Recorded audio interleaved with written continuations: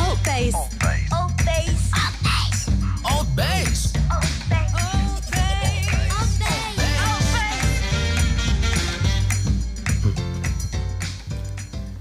Kia ora whānau, peace, we're live, ALTBAYS Show, brought to you by ALTBAYS.nz. This is show number 69. Oh yeah. What? And it's a beautiful night, school holidays for you who goes to school or for you who have children and don't know what to do. Now they're at home. Sorry, that's how it works. This has been a great journey. We've been doing this for, I think, 23 weeks, which is an amazing number, and we're having a lot of fun. Live every Monday, Wednesday, and Friday at 7 p.m. on our YouTube channel, ALTBAYS. We have 996, a lot of 9s and 6 tonight with this show.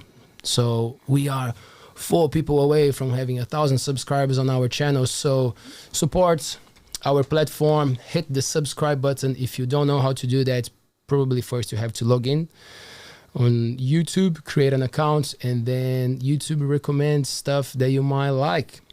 That's how it works. Okay. And if you are more of a listener, you can go on our you can go in all the main podcast platforms, Spotify, Apple Podcast, Google Podcast, Amazon Music, and we'll be there. ALTBAYS. If you want to be a YouTuber, if you want to run your own show, you can get in touch with us, ALTBAYS.nz, and we'll give you a hand. We know what to do.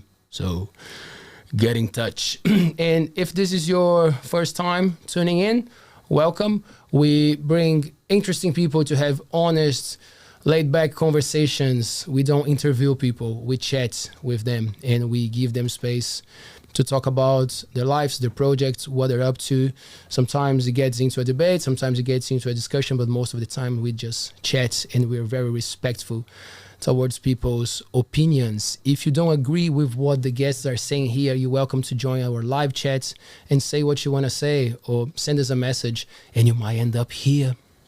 Why not? That's how it works. Easy. On my left tonight, I have Chloe Potae. Hello, Chloe. Hi, how are you? I am very good. How are you? I'm good too. I'm excited to be here as always. Yeah. Having some juice tonight? Yeah, something sweet actually. It's very sweet and good. Yeah. Are you more of a that. sweet person or a savory person? Yeah, it's a mix of both. It depends.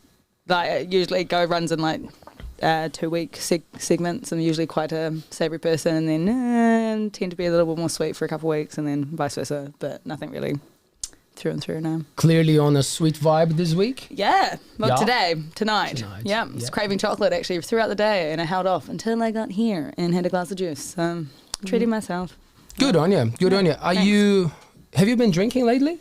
No, I haven't. Really? Actually, no. Yeah, I stopped drinking couple months ago now, and I'm quite enjoying it. How does it feel was it like the first time since you remember yourself as a drinker, or you had this moment before that you just... I think it's not the first time I've like made an effort to stop or take a break. It was more or less the first time I just sort of didn't really feel the need to anymore. Like circumstantially there was a lot of things that sort of changed, so I didn't feel the need to want to have a drink. Even to celebrate, didn't feel like the need to, and so I just decided to stop. And yeah, it's been pretty cool since. I found I don't have as much patience anymore for lots of situations, which is interesting. But it's been a change, and it's been a cool journey so far. Yeah. What I find interesting, and this is going to be a good segue to introduce our guest tonight, is that a lot of the times our habits are connected to the words that we say and the reasons why we do things, so like you just said, the celebration, or like... Thanks for chasing me up and reminding me. It's things have been crazy for everyone lately, right? It's hectic. Yeah, man. So tell me, my man, how important are words for you, it seems like it's a big part of the work that you do. So for the people who don't know you, they're getting to know you. You do a bunch of cool things, and you said something just before we started that I said, oh, you're an artist, and then you said everyone is an artist, but you really take it as a passion, and it's something that it's, would you say, a profession as well? Good question. So you go from there, man. Now it's you. Yeah, bro. Like, there's so much in that to unpack. Yeah, everybody is an artist. I believe that, because an artist for me is somebody that produces something, and we all produce something. We're either producing good vibes and bad vibes around us. We're producing carbon dioxide at the very least. Everybody's producing something, and how we've taken it in a modern context to be so abstract, what we call art, like it almost got to a point probably, I don't know, a decade ago, where if you said you're an artist, people would ask you, oh, what do you paint? Like, as if painting's the only form of art, you know. So yeah, I guess I'm a bit more loosely involved with that, and it's a label, it's a tag, you know. People like to tag. It's like what else we were talking before. Oh, this is my mate Dave. Oh, hi Dave, what do you do? Like, and when we say what do you do, we mean how do you earn money? Like, that's what that means. And these labels that we attach to it, like, oh, you know, there's Bob the Builder, or, you know, John the Plumber. You know, this is how we kind of, man, I just like life to be so much more deeper than what you do to, you know, turn a coin. So yeah, art's not something I actively pursue as an artist. Generally, if I haven't got something to say, I've got nothing to say. You know, I'd prefer to listen. That's the time for learning, when you've got nothing to say. But now and then, the unction to have to make something because something's really, I guess, agitating me internally, either about myself or about the external environment that I'm living in, that tends to produce a desire to make something. And generally, whatever I make comes out of the context. We've got we've got the road sign up here today, the Whitianga road sign. So, I mean, that's a bit more around pronunciation more than anything. And I think, and maybe we'll get to that, but your original question was, are words power, or, you know, do you believe that words are power? How powerful are they? They're everything, man. Like, I believe existence comes out, like existence. The reality of humans comes out of words. We use words to derive a reality of how we understand things around us, which means whoever controls the meanings of words controls the reality around us. So if we're not in control of the meaning of our words, who is, and what's the effect on us, and so on and so forth. Do you think we get dumbed down in a way, because like it's hard to interpret like laws, or you know, sometimes I feel like, oh man, I cannot speak the language, I don't understand this, and then it takes someone who is a native English speaker to say, relax, this is hard for everybody, you know. And it feels like, as you said, the people who hold a lot of power and they make decisions over our life, it seems like they are introduced to this realm of words and its definitely expression. Seems like that, yeah. And there's a lot of fluff around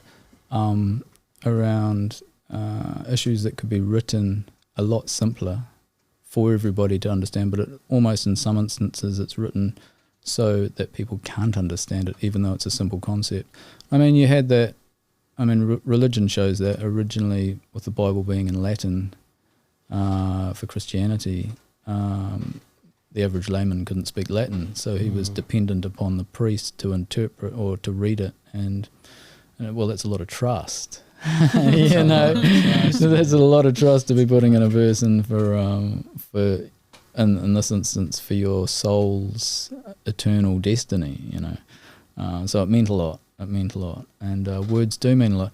And, you know, I pick up on these, on daily phrases, like a lot of people lead off with, to be honest, this is how I feel about this. Oh, to be honest. So generally you're not honest with me, but just to clarify, in this conversation I should take you seriously, right? So which is almost, how did we arrive at that, to be honest? Did things become so dishonest around us that we actually had to clarify to people, you know? It's just stuff that sneaks up, and it's just integrated within our society that we don't think about it. We just keep regurgitating it, and yeah, all words don't exist outside of themselves in a singularity. They can, but they generally derive their meaning from all the other words that they're attached to. So by attaching these other words to them, they give them a value.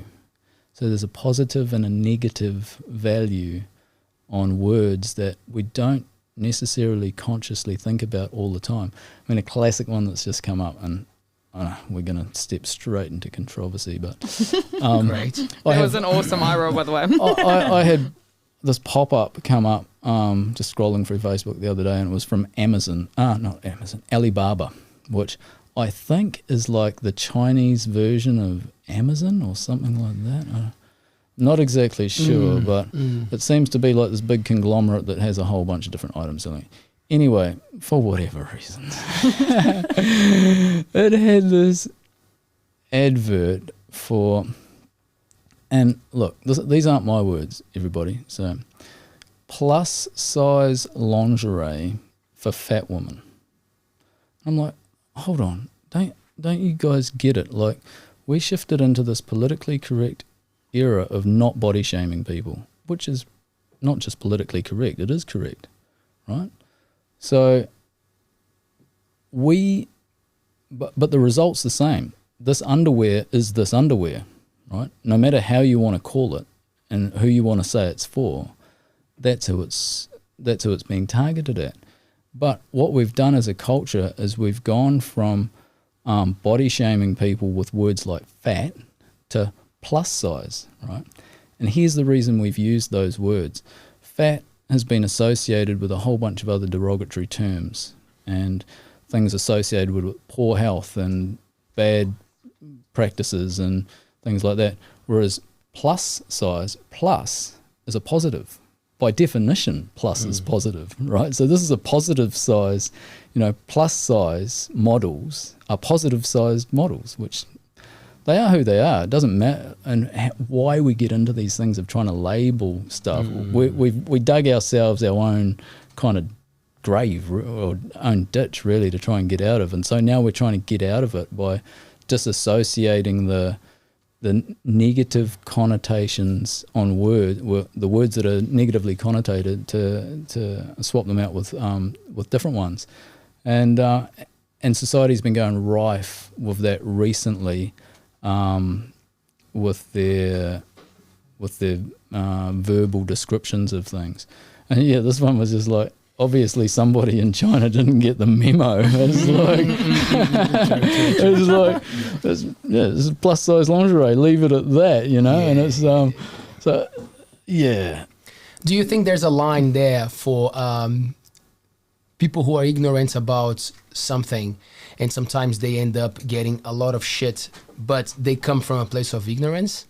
Absolutely. So for example, like my sister and I, we have these conversations with especially my father sometimes, that like he says a term that like he doesn't mean it. It's just something that he always said, like it was always part of his life, and then suddenly he starts, well, not him, society says, this is actually not good, so we're not going to use it anymore. And then suddenly the people who he raised start to tell him that is not good. And like, he's good. I'm so proud of him. I really love how my parents are open-minded for that stuff. But like, I can feel his frustration, like he's like, oh, fuck, that it's been my life, like, and now I have to relearn. So you create empathy with that, you're like, totally. Oh man, I feel your pain, and let's go through this together. But then a lot of people don't have that sense, and they say something, and then someone just gives them shit straight away. Hey, and then I feel like the other side is actually not helping by giving shit to them. Are we living this tricky moments that is even hard to educate people? Totally we are. Like, I've been pulled up by my own daughter on that, just for different reasons. Like, she's been studying that as well, and culture progresses so quickly, and she's smart, and we have good conversations, and so it's nice. And this is what the youth are for, right? The next generation, and it's what our seniors are for as well, to remember where we've gone from, where we're going to, and where we want to be, you know. And but I know, like, growing up, I guess during you know, my impressionable years, if people were, like, depression's really big now, and probably the biggest catchphrase is trauma. Everybody's got trauma. Everybody's traumatized. Everybody needs therapy. This has become really prevalent, you know, in the narrative. And when people were suffering from depression, say 20 years ago, you were just told, harden up, mate, just smile. And, you know, just everything's fine. Everything's good. Look at you. There's kids dying in Africa. You know, that was, you know, that was the standard one, because we'd all grown up with, you know, Bob Geldof and his Live Aid and stuff like that, you know. So we'd all seen the pictures. We all knew that we were better than some, but that doesn't address that person's depression that they're feeling. And so I guess the development of empathy for that, and finding out more about people's mental health, which has not been really at the forefront of well-being in our country. You know, we're quite an isolated physical country. Like, that's kind of how we've been for a long time. It's what we're renowned for in our sports and our achievements. But a lot of the time, for your internal challenges, you're just told to harden up and toughen up. Take another teaspoon of cement, mate. Harden up.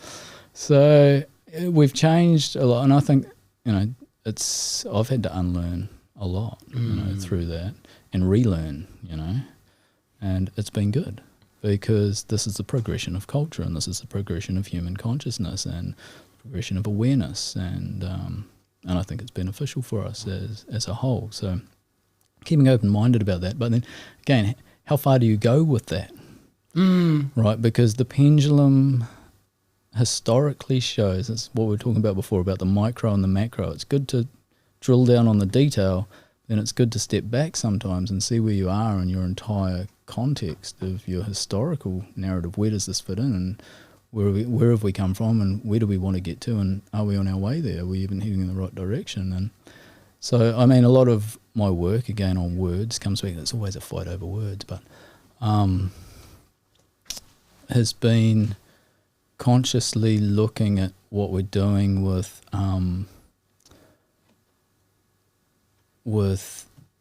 popular culture.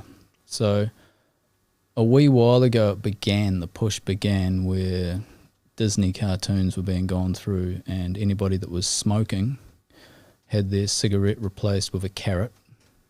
You know, they were chewing on a carrot and not smoking a cigarette. The violence was toned down, and even if it was seen to be too violent, you know, like Donald Duck getting chopped in the head with an axe by a chipmunk, you know.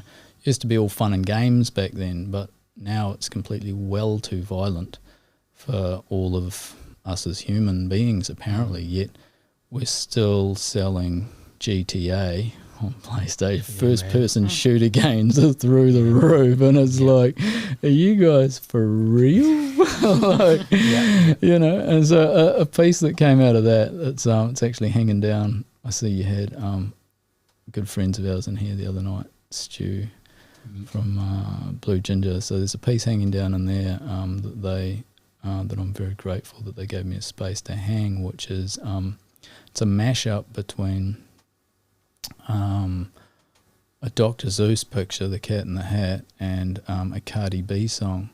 So this came out at the time when Dr. Zeus had, like, I think 4 books pulled from the publishers that weren't going to be published because they were deemed racist and culturally inappropriate. And I can kind of see some of the points where they're coming from, but the context within which this was written in. And for me, context is the most important thing. Context is everything. And in the time that he was writing it, this stuff was well ahead of its time even, right? But when in a future time, when we've got different morals, different ethics, different values, different understandings, that we then judge the past based on today's moral standard, this is when we really get into trouble. And you start erasing the past because none of it comes up to the standards of the present. And when you do that, you're George Orwell, 1984, all the way to the core, man. You're just rewriting history to look like today, to justify what you're doing today. You lose your points of reference, so you don't even know which direction you're travelling, if you're travelling at all. But anyway, the upshot of that was Dr. Seuss's Cat in the Hat is sitting in the bath, and the lyrics for Cardi B's Wet Ass Pussy is just replaced the text that Dr. Seuss had on there, which, if you're familiar with the song, it's a banger, right? The opening line is actually I don't know if I'll go there. What does it say? I don't know. You gotta say it now. Yeah, really? Yeah.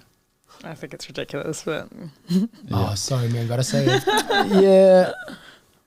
Maybe check it out. Go to the Blue Jones. Can you check it out for us? What? Oh, you guys gotta say it. Cannot go halfway. Come on. What does it say? Okay, so it's 7 days. Oh, what is it now? Hold on. Now you've got me. Chloe knows. Chloe, what does it say? Do you feel easy? I don't want to admit that I know, but it's Hold on. Your face gave it to us. You certified freak. Oh, 7 days a week. Yeah. Wet ass pussy, make that pull out game weak. Woo you fucking with some wet ass pussy. Bring a bucket and a mop for this wet ass pussy. Give me everything you got for this wet ass pussy, right? Right. So that's the the cat's sitting in a bath and it's overflowing. It's classic, right? Yeah. So it totally fits the. It's very good. Yeah. You can get away with it, right? But it makes people, because here's the thing. Cardi B's song is accessible to all ages on all sorts of streaming, digital, appliances, and it's all over MTV. Well, MTV is just like a gateway drug for Pornhub. It's hard. It's soft porn. And it was actually nominated to be Song of the Year, and so this is appropriate, but Dr. Seuss isn't. That's where it got to, and we're still there. We're still there, and we're looking for more things. So a whole bunch of statues started being pulled down all around the world at the similar time. Out of the same era came the Black Lives Matter movement. I mean, again, here we are, controversial again. It's like, as soon as I saw that slogan, I was like, wow, man, all lives matter. And I was totally derided. You can't say, we know that blah, blah, blah, blah, blah, this and that. But it's like, hold on, don't we want to get to the point where all lives matter? Aren't we saying that for too long, white lives have mattered for far too long? So now we're saying black lives matter. They do, but not to the detriment of everybody else. To be together with everybody else. That's my whakaaro. That's how I feel about them. Do you think it's worth it though? Do you think it's worth it though that a group is bringing awareness to a cause? Because then it opens space for, because that happened quite often. People are saying, oh, but Muslims, everyone's mad, and you're like, yeah. So you go and you raise your flag and you bring awareness to the cause. Definitely. And I mean, some of these statues that were pulled down, I totally get it. There was one that was erected to some guy who was a slave owner and slave trader, but it said something like, this guy was really good and built the town around us and blah, blah, blah, blah, blah. So I'm like, well, instead of pulling down the statue, why don't we just put another plaque right under it that says this guy was a scumbag, man. This guy was a slave trader, dealt in human souls, had no, morals or ethics, and when we follow a road of absolute greed, this is where we end up and this is what we end up like. But as soon as you erase that point in history, right, it's you lose where you came from. Yep. So you don't know where you're coming from. God, one of the most powerful experiences I've had was going to Auschwitz, which you might know as Auschwitz. but Oświęcim is a Polish town that the Germans took over and renamed it Auschwitz and built a death camp there. It's the most tapu place I think I've ever been, you know, and I wouldn't even recommend really that people go there. It was horrible. It was a beautiful day, sky was blue, birds were chirping. I went to a camp that had been specifically designed to exterminate human beings. That was its sole purpose, and it was incredible in its efficiency. You couldn't think of a more efficient way of killing it. It was just horrible, but it's still there to remind you of how bad things can get. And to erase that and get rid of it actually helps the people who are naysayers. There's people out there that say the Holocaust never happened, right? I mean, this place exterminated near on 4 or 5 million people, 1 million Poles and like 4 million Jews. You know, it was horrible. And they kept it in the same state of when it was liberated. So there's rooms down the road, you know, the famous Arbeit macht frei, working makes you free, that place. And it was horrible. There's textiles halfway made out of human hair. There was just a room, a massive hall full of tiny children's shoes. Just like horrible, man. It was a horrible. But if you erase that, then you forget where you can get to, you know, like some things need to be kept to be remembered of how bad we can get when we go wrong, you know. That's how I feel about them. Can I just ask on that? But I totally understand it about in that Holocaust sense. But going back to what you were saying with the whole Black Lives Matter and the like the statues and stuff they were pulling down, like wouldn't that just go down in history though as well as, you know, and I don't know if it's the right moment word, but that like it was taken down. Yeah, and it's not wouldn't be totally removing it because it's already written in history because they would be considered like, you know, that classic. It might be, I don't know if I'm using the right words, but like white history because they were the. Well, I think I've just dug myself a bit of a hole, but because, you know, for some whatever reason this person's statue was made and celebrated for like negative things, but that was like their history, like their. The version of the winner. Yeah, that's what I mean. So like the idea of it yeah. getting taken down is like written, whether it's in like the high school books, it's still written in someone's history. Like it doesn't mean it's like removed. Sure, but I think there's more than one way of learning. Some people learn by reading, some people learn by doing, some people learn by seeing. So all of these are visual aids, right? So for me, it's just a visual aid to remind us of where we were. Yeah, you could just erase everything and just leave it in the history books. Then you get, you know, then what happens if you lose your written record? Yeah, but it's still like the idea of a statue is to celebrate something. So if it's still erected, it's somewhat still celebrating regardless of what's written under it. That's a really, I love that idea. It is a very good topic because, like, sorry to interrupt. Yeah, come on, Hey, Taylor. In Brazil, we have this statue. There was a group of people who, in the beginning of the colonization, they would go there and get the tribes and enslave them and bring even people from Africa. So they were like well known there. And there was this big statue in the middle of this highway in our city of this guy. And for years and years, everybody thought that it's like Columbus, you know, everybody thought he was a great guy. And then suddenly everybody aware of, he wasn't a great guy. But someone questioned the guy because there is a group of people who used to work for kind of Uber food, and they had a strike, and one of these guys, he went there and he put fire in this statue, you know, like, and a lot of people were saying, you know, like, but you're gonna destroy this statue, and, you know, like, you're doing pretty much the same that Taliban was doing when they conquered the place and erase history, you know, like, and he was like, cool, I do understand this view. However, I was passing every day there, stuck in the traffic, and looking to this guy who killed my family, you know, like, and erase everything. So I understand we could write there, but is it fair for 5 meters statue be there? You know, like Yeah, and I don't know. I don't have an answer. These are just things that I think of. Then none of my statues, I'm not pulling them down. I'm just hearing all of this rhetoric going on around me, and I'm just trying to cut through the bullshit. and I understand Because everybody your point of view as well. Yeah, everybody tends to not everybody, that's quite a generalisation. A lot of people will over-exaggerate their point so that if they have to backpedal to a place, then at least they're still, it's almost like negotiations are like this. People want $100 for their car, but they'll go out and ask $200 for it so they can backpedal back down to $100, because the other person kind of expects to do a bit of that instead of just people being open and honest about it. So, I don't care if people are pulling down statues one way or the other. I really don't care at the end of the day. But it's interesting why we even erect statues as a species on the planet, because we're pulling them down at the moment, saying that this person was not a good person and this person was not a good person, so we pull it down. And it's like, is that why the statue was even celebrated?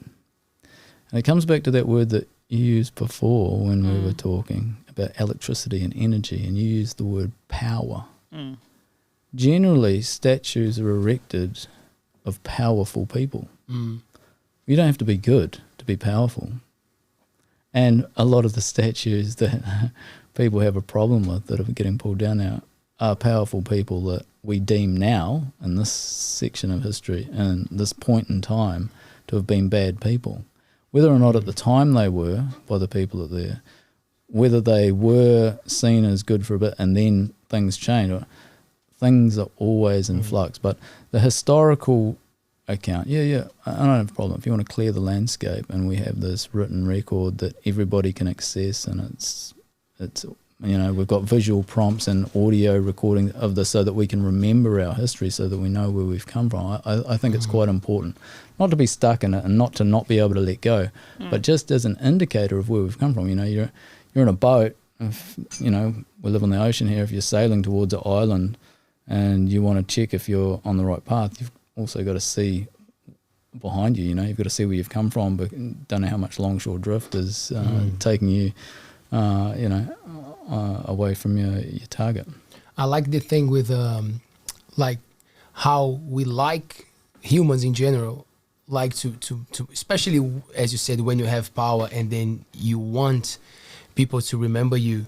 So it's not even much about the legacy itself. It's more about the image, because the real cool people, I always share this story because for me it's so meaningful. Like this guy in Brazil, he had, there was a piece of land available, and he, instead of selling or making building houses or stuff, like he started to plant a lot of natives, and his plan was like to have a park there.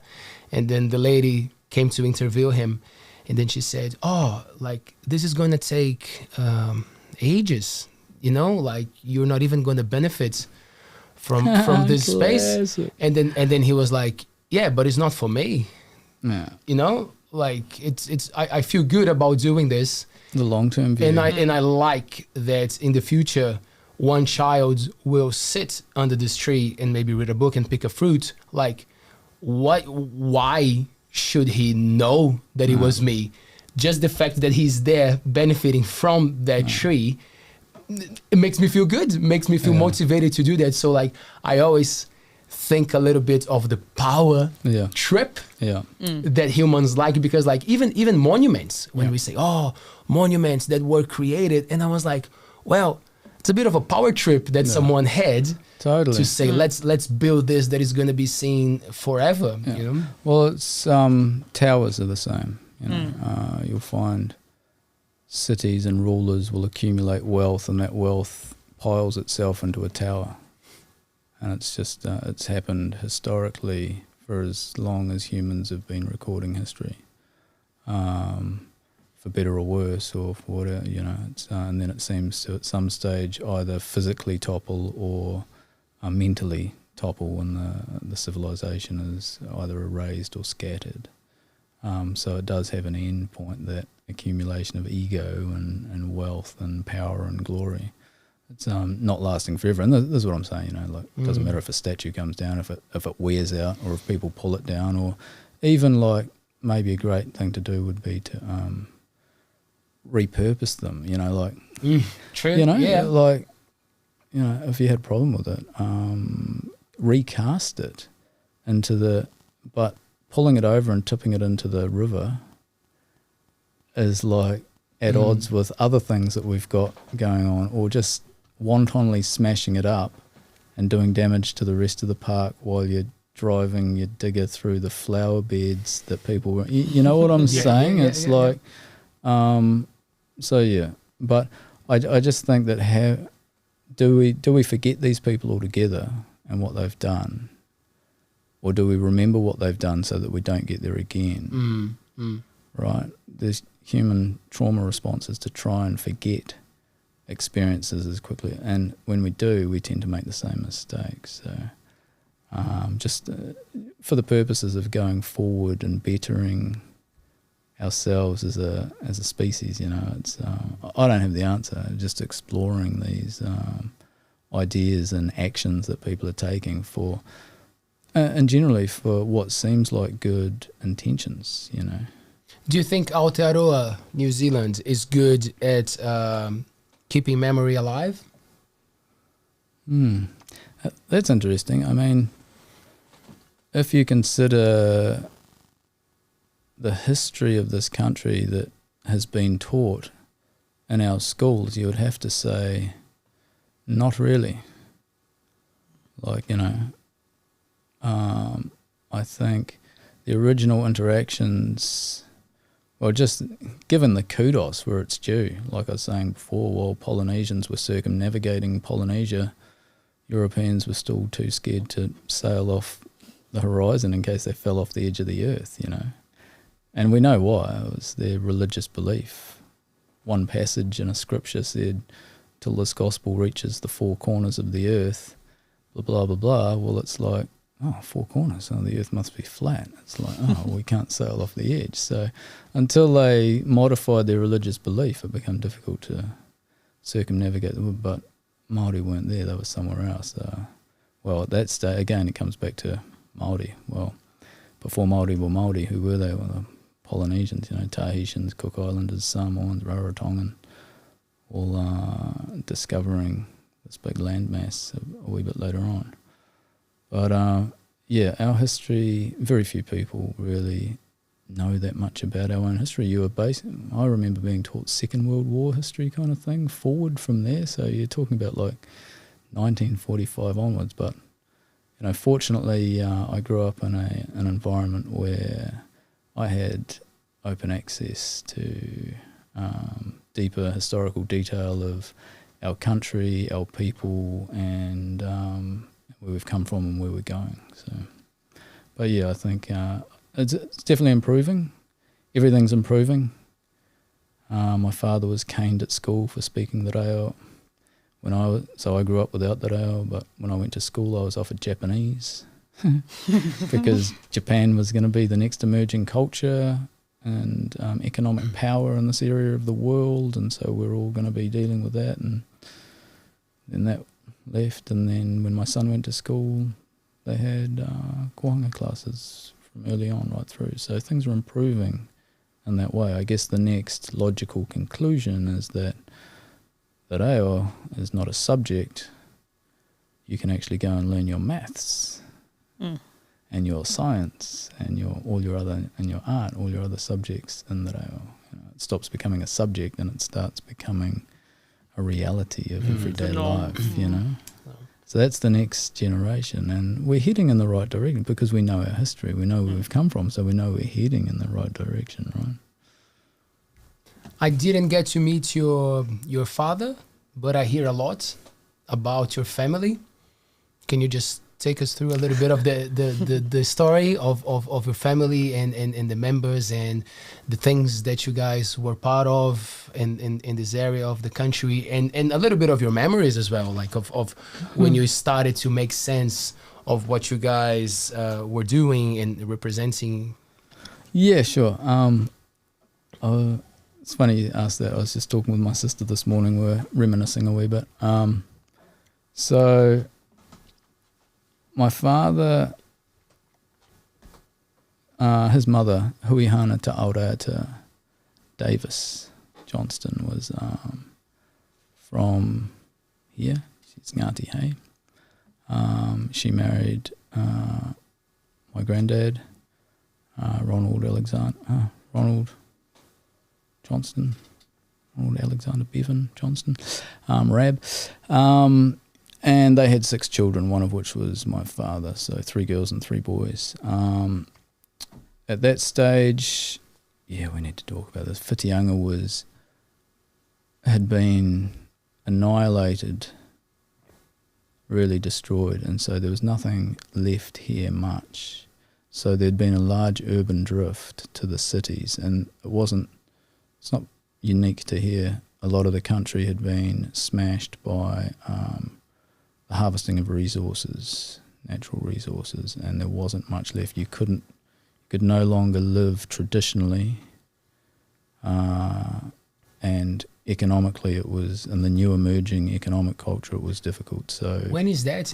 End of 1800s or something? Just to situate in history? So this is funny. So Whitianga is old, man. Whitianga is old. Whitianga a Kupe. Kupe came here in 950. But let's talk about when the Europeans first started coming, who they were. The sealers and whalers and men of fortune, right? Just adventurers. That's how they got here. Religious beliefs didn't stop them. Nothing stopped them. They were just had to survive. So they hunted whales and seals. While they were here, they had to mend their boats, made new ropes. So flax was used, harakeke was used for making new ropes, and native timbers were used for patching boats to get back. So when they're back in Europe, telling people of the trees that they saw there and harakeke and things like that. So then the next thing you've got Cook doing exploratory, but you've got Tasman doing they're all exploring for more resources. All of these countries are taxing their own, and they're just looking for more wealth to plunder. You know this in Brazil, right? The Portuguese and the Spanish were just all over you, So they'd run their own countries dry. The blue bloods were wanting more money to do their crazy entertainment and daily pleasures just to keep themselves ticking along in that culture. So no different for here. So the Navy came. Cook saw the Cody, and they took back samples actually, and the samples that were actually, then timber cutters came down here, and they took some samples back, and they built a whole fleet of ships for the Navy. And when the first big wind squall blew through, they're fighting the French, it just shattered all their masts. They thought they'd cut Cody, but they'd actually cut kahikatea, and it's not so good for masts. And so that saved us for a while before they realised their mistake. They that it wasn't Cody. Then they came back for the Cody. But just prior to that, flax mills were set up, and they were milling the flax here. But then pressure from the cotton industry kind of drove that out, because the US, the English in India, they were all with cotton and stuff. So they were trying to squash any kind of competition which was here. So then the Cody industry kicked off. And right through the middle 1800s, 1850s and things like that, right up to the 1880s, even a wee bit earlier. And during that time, the Cody was being cut, then the gum was discovered, and so you had the Dalmatians coming out of Croatia to dig the gum, and then while they were digging the gum, they found gold, and so then the whole thing was turned over. And when you cut a Cody, the Cody were huge, 60-metre span on the heads of these things. And when we think forest, we go, oh yeah, awesome, would have been great in bush. It wasn't bush, it was forest. You could see for hundreds of metres underneath these canopies, it was forest. The understory was, quite thinner than what we only see understory in our bush. It's just the scrub, of what was left. So these heads were massive, and when they cut down the trees, they blocked access to getting around, so they just burn it off. So the whole landscape was just burnt. Everything you see around Whitianga now is all regenerated growth, none of it's original. And so then the gold rush kind of came to its end after all of that, and then to hold on to the land which had been taken from Māori under sovereign right of Her Majesty owning gold, instead of giving the land back to the original owners then, which is the due process, then a lot of that land was turned into pastoral leases, and it was then grown grass and grazed and farmed. And then later on at other stages you had national objectives to plant out forestry, exotic plantings. And then now we've got to where we are now, where the resource is a sea view. And so the sea view is what's being traded and bought and sold. If you have land with a sea view, you're cutting that property up and you're selling it into smaller and smaller pieces until that's all gone too. So that's where we're at, where we've come from. So our families lived through all of that. And we're going to live through whatever's going to come next. So yeah, this has started right back. My great-great-great-grandfather was writing letters to the government about overfishing in the area back then. And the Danish seine trawlers, seine netters were scooping up more than local Māori technology could come behind, and it used to be easy to catch fish. Your technology was okay, but there were so many fish you couldn't help but catch. But once the fish were being scooped up and taken out, it became quite difficult. And we see that now today. Like my dad used to say, he could throw a line off wharekaho or a hand line, 4 or 5 metres offshore and pull on a 10, 15 pound snapper within a couple of minutes. It just wasn't that hard. And then now, like, man, I go down and be standing there for a couple of hours to try and get just a kahawai, or a snag. So things are getting more difficult. And you can see it in the old photos of the pub. You see the size of the marlin they were pulling out of the water then. You see what they're pulling out today and photographing and putting on the social media. They're a lot smaller, It's funny that. But so yeah, things are changing. And so again, when you keep that historical record and account, you make yourself aware of it, you can see which direction you're heading. And you can ask yourself, well, is that the direction I want to be heading, or do I want to be changing that? Is it sustainable? What a catchphrase these days.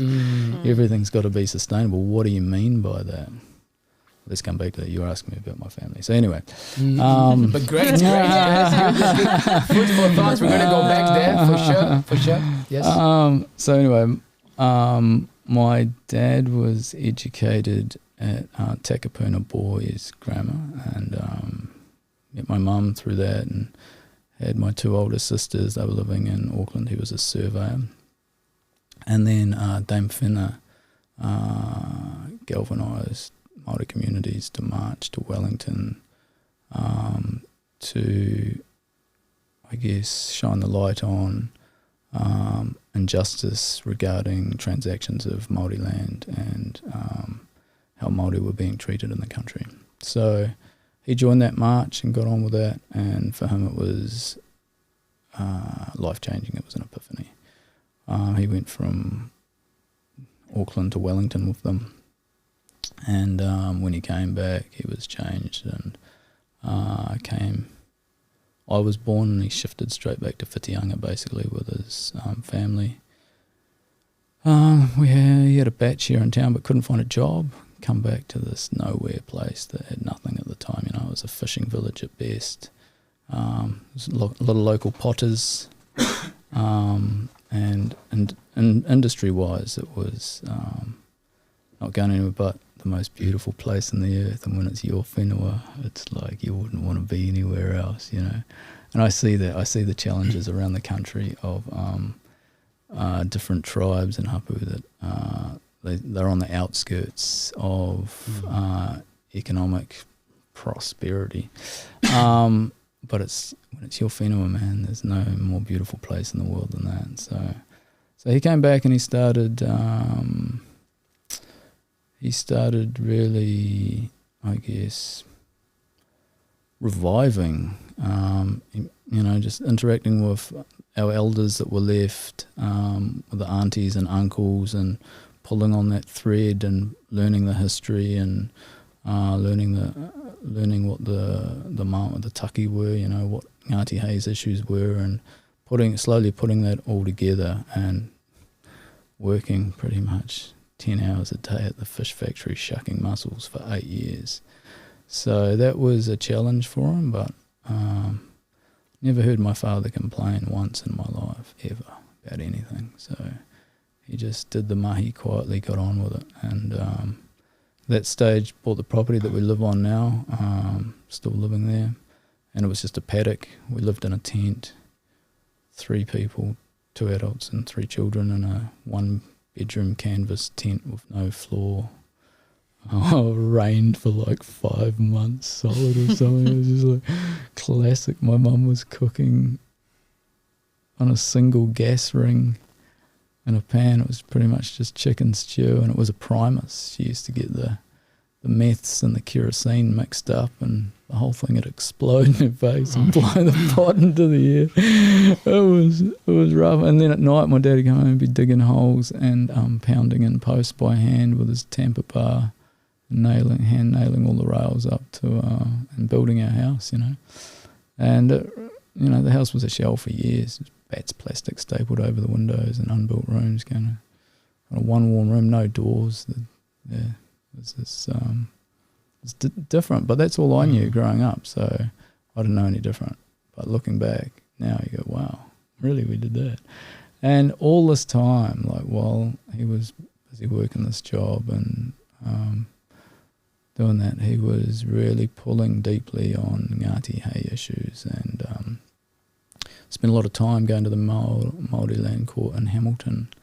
And later on, when I left school, I began working with him doing that, and going through the court minute books.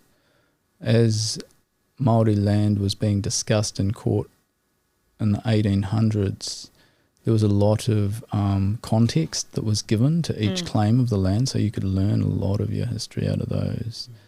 So that was complementary to what he was learning from the elders that were still here and still left alive. And then out of that, he and his sister and our kuia, Ripeka Fleet, and his sister Pat McDonald, put together a claim for the Waitangi Tribunal. Y110 was the claim. That went in mid-80s, end of the 80s. And then, yeah, it's we had the Waitangi Tribunal show up at our marae in around about 2000, and then just prior to that, and then the Crown approached us in 2009 to begin negotiations for settlement. So for people that don't know, that's an out-of-court settlement. We could, if Māori had the money, we could take the Crown, the New Zealand government, let's stop calling it the New Zealand government, to court over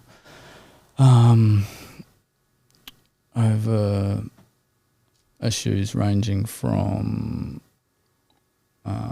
inappropriate legislation to going against their own legislation and prejudicing Māori. So during the colonisation era, I guess, Ngati Hei here became quite bereft of land through many ill machinations, and so that really weighed heavily on our people, on the hearts of the people.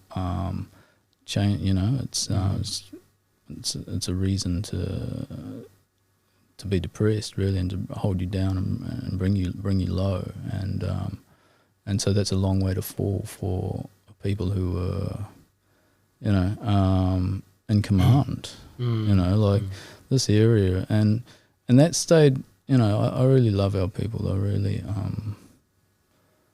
They're a really positive and versatile bunch, you know, and we've been here for a long time, and this is one of the jewels of the country, is this place. And if you look, you know, a Stone Age people, the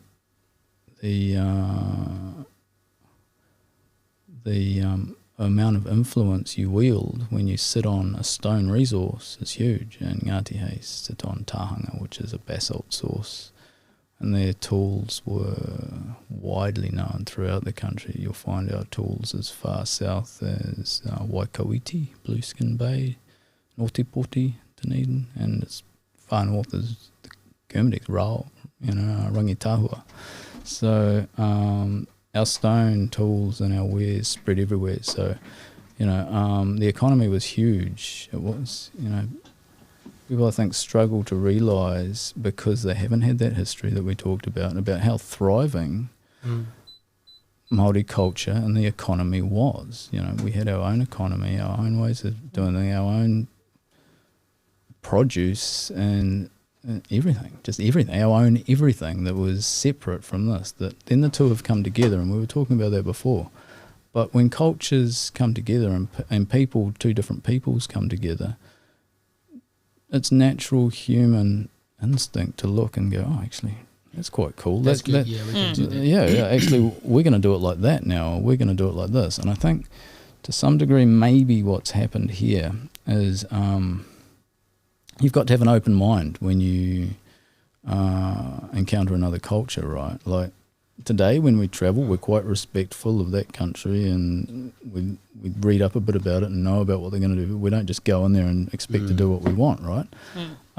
Whereas it was almost like this was how Aotearoa was interacted with. These are savages that need to know better than what they do. So there's not much we can learn from them because we're that far advanced. And there was a little bit of that, definitely. But and that's, I think, the overhanging darkness that we're still trying to shake off at the moment. But there were other good things as well. Like Māori were very quick to pick up, in our area, we're quick to pick up steel axes. Oh, this is much better than our stone ads, And these knitted jerseys, these are quite awesome. Yeah, we'll have some of those too. Oh, this tobacco's all right as well. And it's like you actually had an exhibition with an interesting name, right? Swapped my land for blankets. Is that correct? Yeah, that's what that was called. Yeah.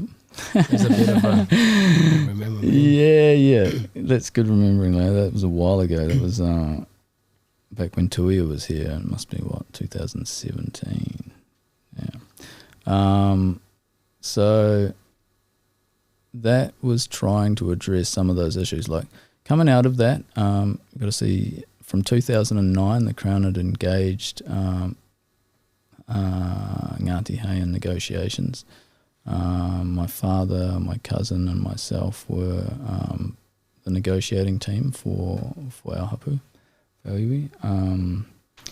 And there was a lot of learning to do in that process, and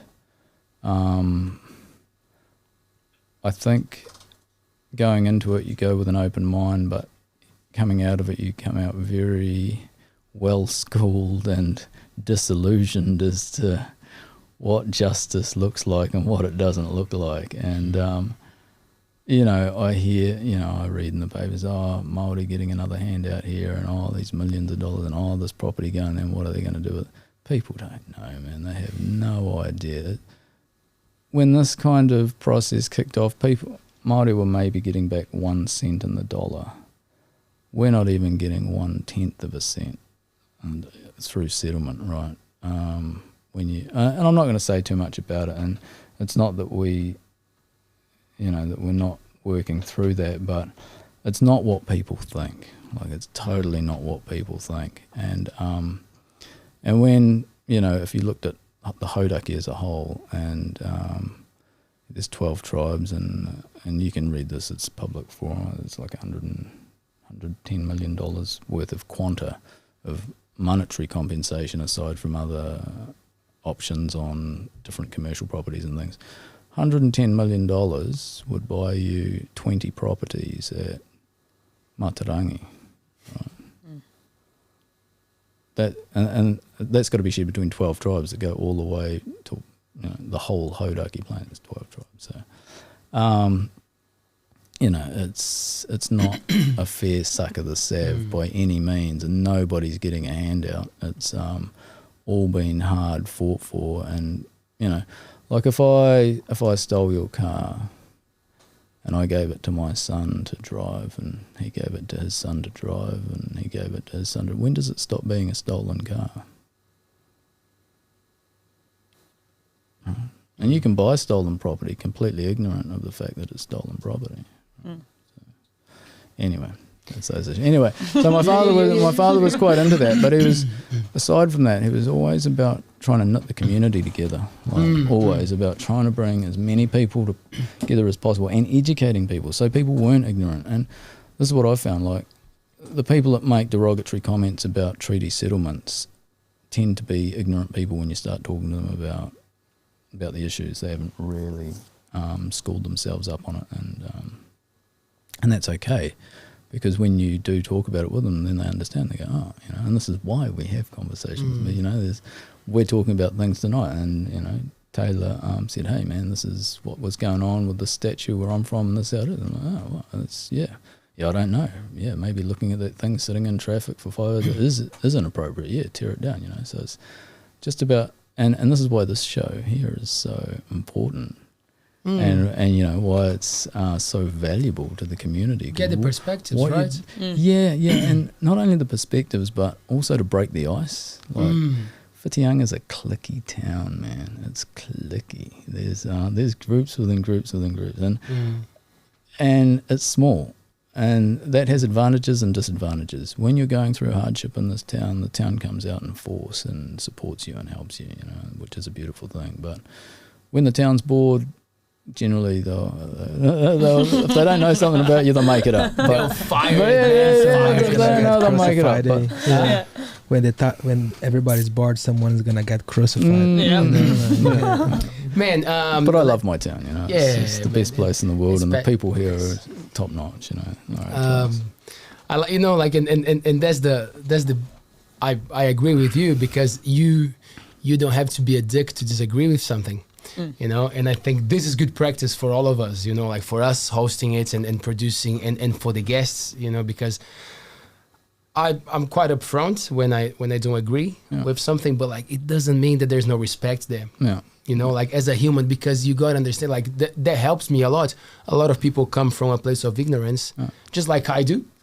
You know, a lot. So my truth, you know, it doesn't mean that is the truth, if that even exists. You know, so thank you so much for taking us through your family journey. I just want to get some interesting points that you brought there. When it comes to claiming the lands, getting the land back, what I understand from the Maori culture is that there's no such a thing as we own the land. We're just going after it because you guys took it, because someone took it first, you know, because otherwise we wouldn't have to go after it, you know. There was an action and then there's a reaction. So that kind of connects to something that we were talking about before the show, and I think like it's a good moment to bring it up. Nowadays it's all about the property. Oh, buy the house, the beachfront house, the big house, the prices so expensive, so hard. And then you get in the game, you buy the house owns you. Totally. What's your take on that idea of owning as a value, thing? Just as a value, just kaitiakitanga, you have a responsibility to the land that you are given responsibility over. So in a sense it does own you, and it always does. You came from the land and you'll return to the land. End of. So there's that. The swap my land for blankets was aiming at this in a way, because if you don't understand the idea of kaitiakitanga and stewardship and rangatiratanga, authority on the land, then becomes difficult to, especially with the mana whenua, when you're dealing with them in an area like this, becomes difficult to understand fee simple, which is the European title, right? So for Māori, my land goes from that ridge to that river to that rock. They're all visual prompts that are physical boundaries, right? So they're easy to see. Whereas today we'll just cut stuff up into straight lines, right, left, right, and centre, and weird angles, and it makes no sense at all. You'll have water running off one property all the way and accumulating just in a single person's property because they just happen to be in the wrong. So just that kind of stuff makes no sense. Like, it's just such poor land management. But here's the other thing too, right? Like, Māori understand land occupation, right? occupying, the right to occupy, and it was in terms of that but when you say ownership, what we give to owners, because when I say I'm a kaitiaki, so, and people's understanding sometimes, so you're like a caretaker, a kaitiaki, a caretaker or a steward. Oh yeah, well, I'm a king, and I've got this forest out here with my pheasants and my game running out, and I have a caretaker that looks after it, but they're all my trees and they're my deer and they're my, so it's, well, hold on, no, that's not what I mean by kaitiaki. Kaitiaki is like, who has the right to say to this person, you can use those trees for building? What do you call the person that says, you can take this much shellfish from that area for your upcoming whatever it is? Who's the person that you say, what do you call the person that says you can have this much water from this? What do you call that person? Oh, we call that person the owner. Oh, okay. Well, we're the owners then, if that's what you want to call it. Yeah. So, whatever you want to call it, it's the concept of authority, and the allocation, the authority over resources. Because here's the thing, right? If you tried to occupy our whenua, or any whenua, and you didn't get on with the iwi, they'd just chase you out of the place. Right? You had to form a relationship with the people who were from there, a good one, to be able to live there. And then to be able to live there, you had to actually offer something back to that community and that body of people and the people who were governing and looking up and owning it. To be able to, but this other system of being able to buy and sell, you can be a complete dick and move in and buy this piece and upset your community, upset your neighbours, and there doesn't seem to be much that can be done about it, right? And then because originally when these other people had come in and they were occupying Māori land, after they finished their occupation, they left. Couldn't take the land with them, couldn't take any value out of it. It was there for whoever, and it was given as a right to occupy. And in some instances, these are tuku whenua. Tuku whenua is like a land gift. And so there's been a couple of those tribally on the peninsula. You have Haratonga, Ngati Hei is a tuku whenua to Ngati Parau, and Manaia has been a tuku whenua to Ngati Pukenga.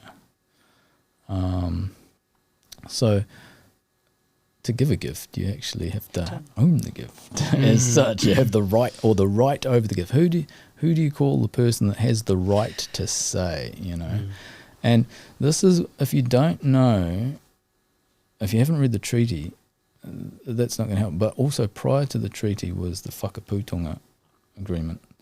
And it uses some terminology in that helps you understand the treaty better. So the European government that arose here was given the right to arise as kawanatanga, which translated as a delegated authority. And the reason that took place was because there was a lot of Māori didn't want to govern the European that were coming here. They had their own system of governing each other and themselves, and that was fine, but these Europeans were here, but they seemed to be leaderless and were a bit of a problem. They were interfering with women and men and children and produce and things like that. So it's like, but the other Europeans here that wanted to govern didn't have the ability to, because they had no authority to, because this was not a colony. Right? So they had to get permission to have authority from the people who had the authority, which was the rangatira, right, of the land. So kawanatanga, and you'll see this, have a look, any policeman that pulls you up, his badge on his arm is kawanatanga or Aotearoa, right, the delegated authority of New Zealand. Right? Well, who has more power, the delegated or the delegator? The delegator, well, who delegated them? Māori. So where does the ultimate authority lie? Māori. You need to read to and unpack it to see those things. So I was brought up with that kind of idea, I guess. So even today when I walk around Whitianga, I recognise other people occupying their land. They've got their fences, they've got their houses and stuff. But underlying all of that is a Maori cultural interest that stretches under all of those guys and some and keeps going, And you'll see this because when people go to develop land, oftentimes they'll need a resource consent to modify what is a cultural. So you can't just do with your land what you want. You actually have to get permission and consent. You know what I'm saying? So that's still there. But so then when we go into the housing today and what you were saying about like the get the house, get the sea view, everything like that, and I mean the debt that goes with that is just huge. And like we're talking about the housing crisis. I don't see a housing crisis myself. I see a distribution crisis in housing. There's enough houses when I look around. For sure. They're just empty. Yeah. Tonight when we drive home, like 50% or maybe 40% of the lights of the town are all out because nobody's there. And I mean, and that percentage is more on the beachfront. Right? It's a high rate. Most of those houses are dark. They're just holiday homes. It's just taking up space in town and very, for very little benefit. What's the benefit to the town? I always ask that. What's the benefit to Ngati Hei is what I ask myself when I see those. And, the community, I see my community katoa as Ngati Hei generally, like this is what we look like today. These people have lived here. So how do we knit this body of people together and move forward, being sensitive to where we've come from and what we're doing as a whole? The other thing is this, right? If you have a European land title, you can sell it and leave.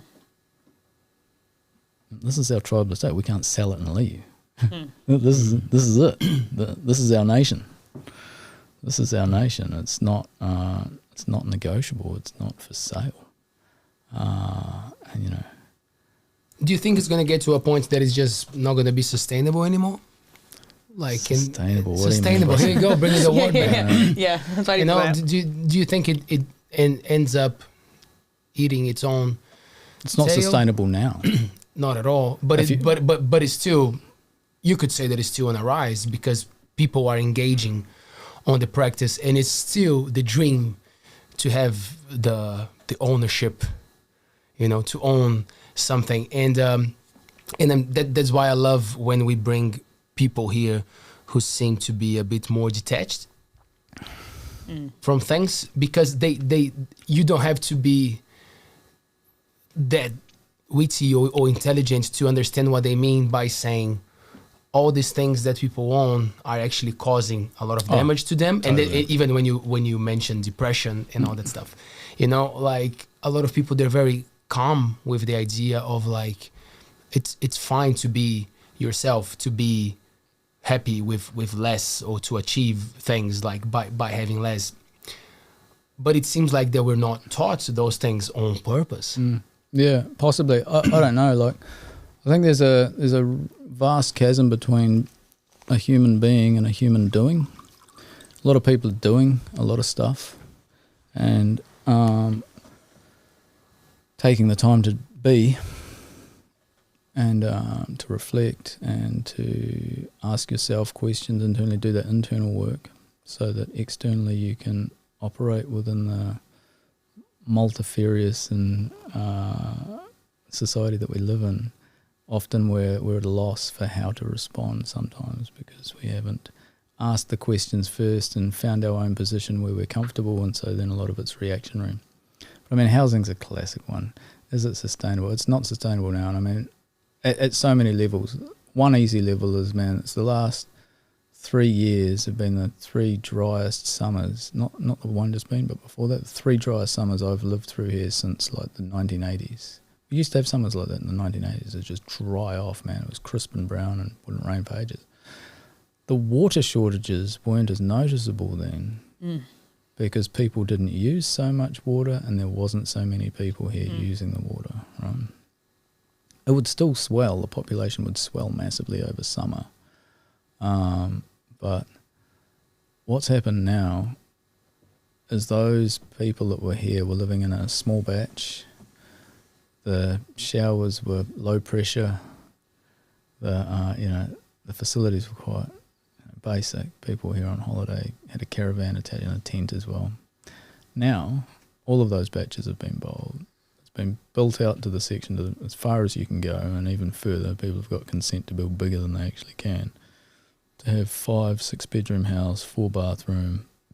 They've got this massive boat that needs to be washed every time they bring it in. They've got this car that they like to wash down. Like the need for water has grown up because there's so many more things you can do it. I mean, there's a place at Whangapā on the beachfront that it collects its own water, right? But it uses some of its water to automatically spray down the windows to keep the salt spray off it. So it's got these sprinklers in the feet that spray water back on it to wash them. Yeah, I'm serious. I mean, this stuff, and when we talk about sustainable, like, you know, I laugh. That's mental. What the hell?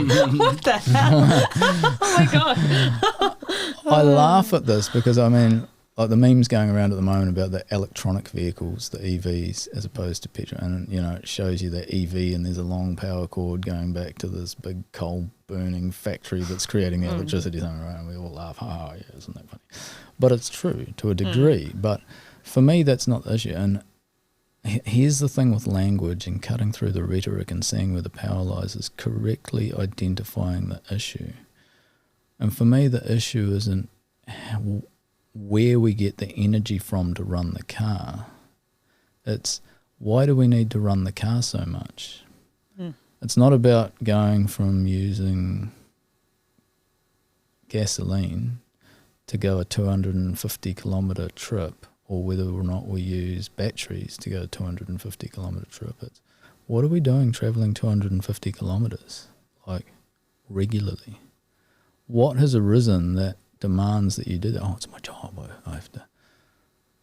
So it's that idea that makes things unsustainable. So that's just across the board, broadly, consumption, how much we consume. Most of us could drop a meal a day, and it wouldn't affect us, right? Right. So why do we have it? Because we can. Yeah. So why do we have the holiday home? Because we can. Yeah. But there's something bigger, I believe, at work in the housing thing, especially in this country, right? If you've got surplus money that you've made over your lifetime, you want to invest that. Traditionally, you'd put it in the bank. You might get 5%, you might get 7% back on it, depending on what the interest rates were like at that time. Inflation's always said to be kept at about 2.5. You know, you're hitting 2.5 or 4.5 interest and value. Your money's accumulating value. At the moment, interest rates are like, 2% or something like that. And inflation has been noticeable at 4% or more at the pump or buying milk. You know, it's just rent, things like that. So if you've had your money in the bank, you've actually been losing value because inflation's been I think the other day they were saying it's up around like 8 or something. Somewhere, right? But your money's only earning 2%, so you're actually losing value by leaving it there. So traditionally too, you know, you'd either put your money in a bank and get interest on it, or you'd invest in a business. You'd buy shares, you know, and hope that, and the company would pay back a dividend, so you'd be getting kind of money back that way, and then hopefully the company was doing well, so the value of the company was going up, and so, you know, you get it that way. But this big move in China that's kind of allowed people to re-centralise their businesses over there and taken it out of New Zealand, so you can't invest in the New Zealand business because it's no longer. And the inability to earn interest on your money in the bank, what do I do? How do I make my money make money for me? Well, housing's been historically shown to like minimum return of 10%, kind of, you know, and this is what people, so what's happening is housing is no longer being built for homes.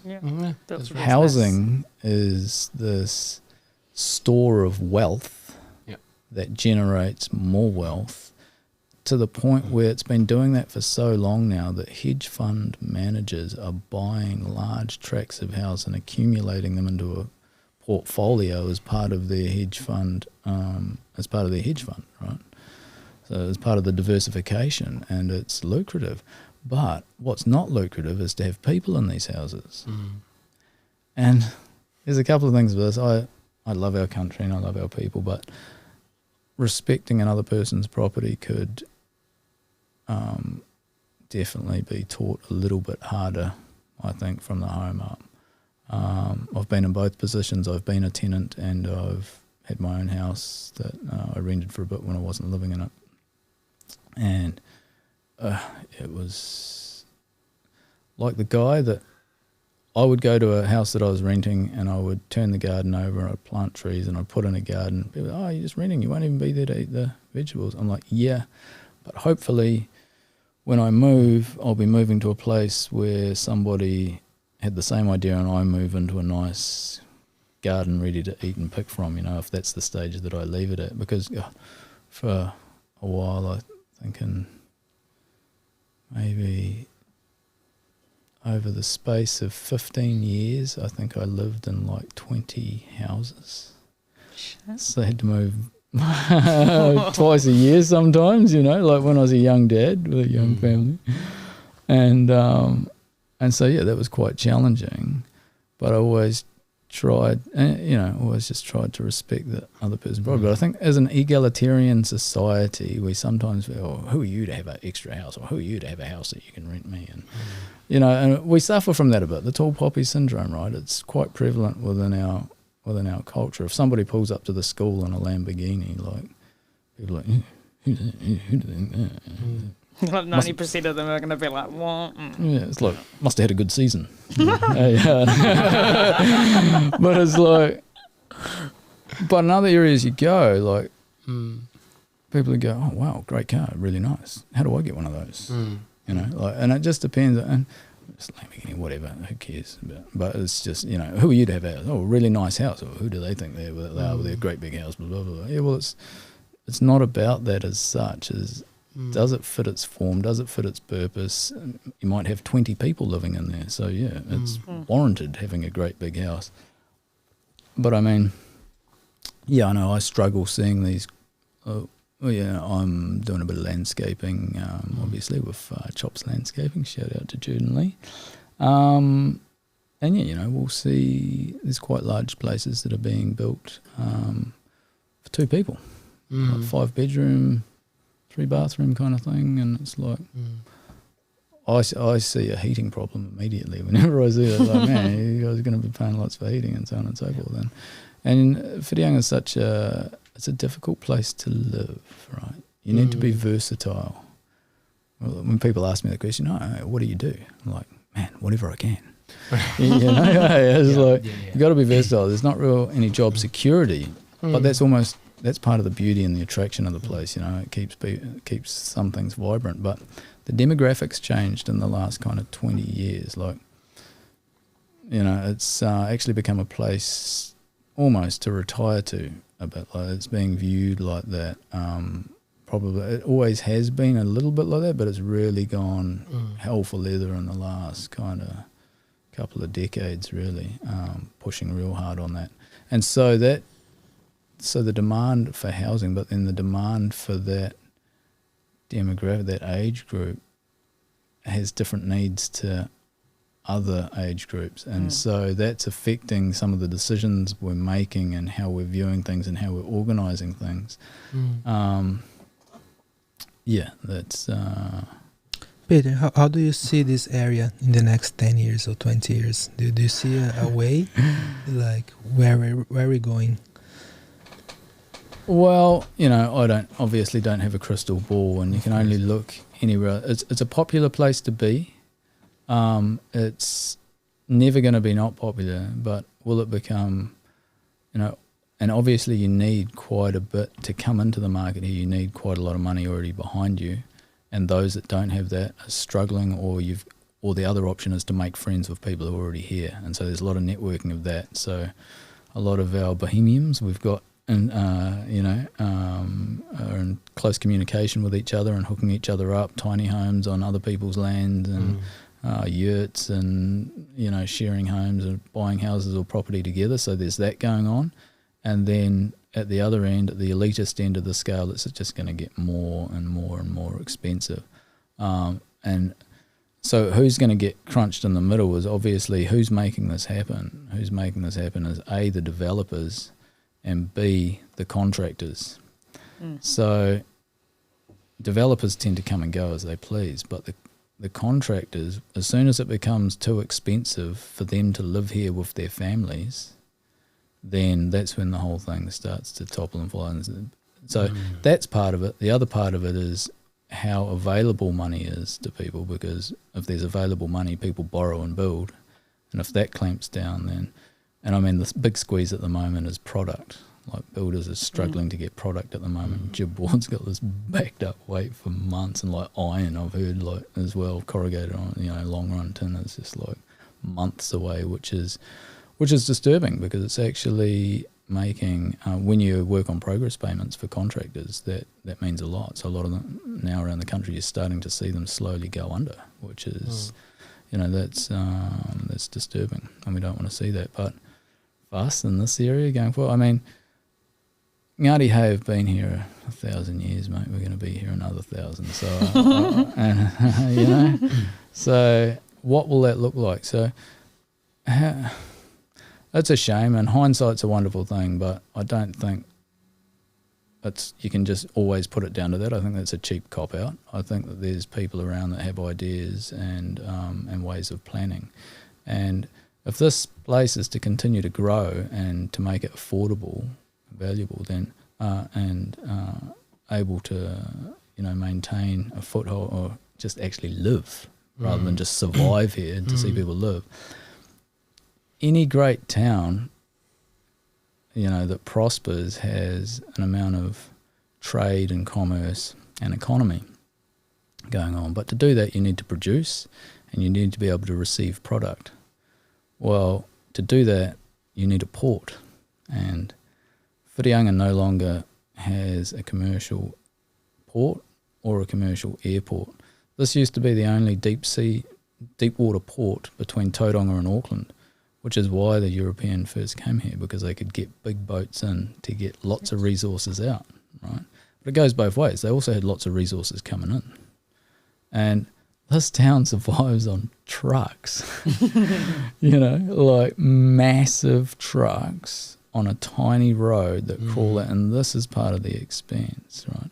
This place used to have a port. The whole beachfront down by the wharf, where it's all hospo now, was all timber yards for loading up boats. I mean, having kept the port as a port, as an operational port, would have done us no end of good.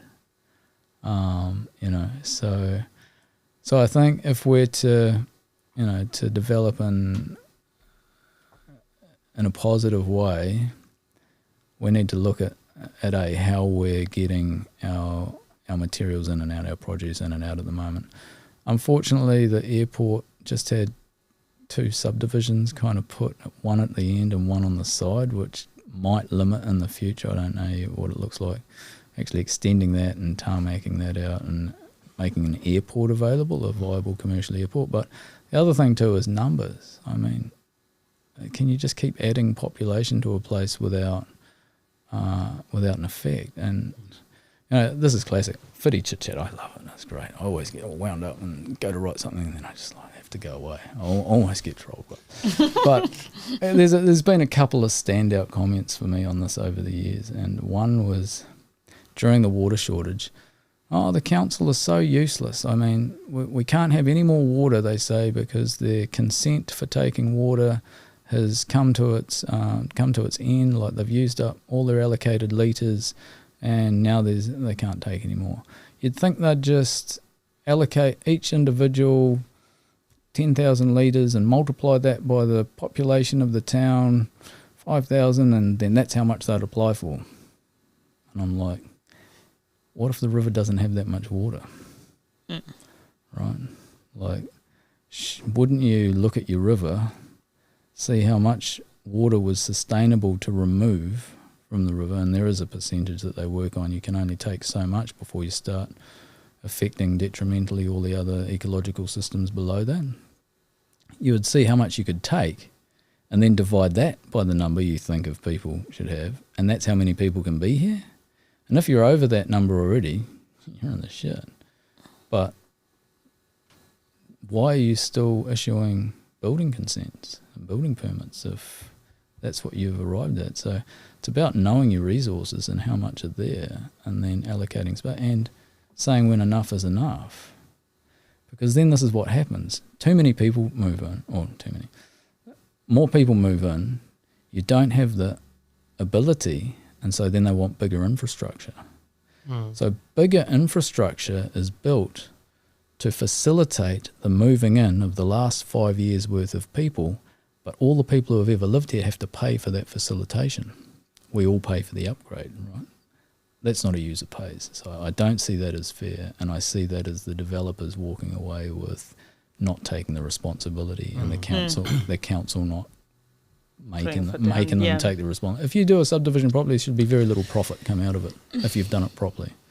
You've taken care of stormwater upgrades, you've taken care of water upgrades, you've taken care of wastewater upgrades, you've planted it in a way that's going to be beneficial to the bird life that you just disturb by putting your subdivision in there, your housing in there, and there's very little left over, so not so profitable. So maybe you don't want to do that there. So really then the towns only grow at the rate of the families, because the only people that want to be there are the children of the families that grow up and expand. So, you know, so a lot of this comes down to the ability, like, and we feel like we're quite free in something, and we are in some, and others we're not, and it's quite bizarre in what we're free in and what we're conservative in. But I know the village that my wife lived in Germany was beautiful, it was picturesque. It was in the Lakes district of Germany called Chiemsee. Chiemsee is the largest lake, and she lived in a little village called Sion, had a beautiful monastery and around it, and you couldn't buy land there unless you were a local. And who decided you were a local was a panel of locals. You couldn't just turn up and build a holiday home on the edge of the lake. You know, you just couldn't do that. And but you could visit there. And here's the thing, right? Like, I'm not anti anything, right? I'm pro sustainability. I'm pro the environment. I'm pro the community. I'm pro development when it's good for the human species as a whole, or as a community if it's affecting a community. But when it's just helping individuals and the on-flow effects or the downstream effects detrimental to a larger group of people, then I've got to ask questions about them. And you know, a holiday home that sits there empty for 340 days of the year makes no sense to me. But holiday here. Come on, you know, have either stay with locals in the Airbnbs, or have a hotel complex that's suited to that. But I really I'm a fan of Airbnb for not their platform or how they operated or their values or anything, but actually the idea of going to a place and staying with a local. You're going to get some local knowledge. You're going to get how to conduct yourself and how not to conduct yourself as part of it, but you're also going to get insight. You're going to have, when you visit places, a lot of people end up going out to Puia, Hot Water Beach at high tide. Well, we didn't know. It's crazy actually how many still to this day.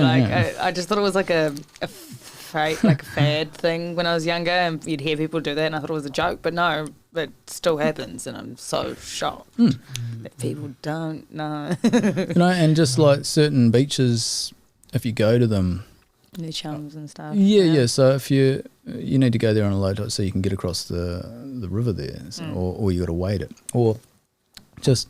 Why would you go to Kuaotunu when the wind's northerly? You know, why wouldn't you go to Matapawa or around to Rakatai, Lonely Bay, somewhere like that, out of the wind? You know, unless you know this, you might like it, you might not. But so, and then also when you're staying with locals, you're not putting an extra impost on infrastructure other than their own for that short period of time.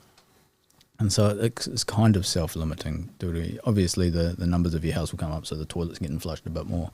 But it can't go to the numbers now where you swell the area and just like for this short period, you've got these massive houses filled with everybody and all of their friends going nuts on the hose and the cistern and everything else, you know, and it's like, and I hear this, you know, like it's funny.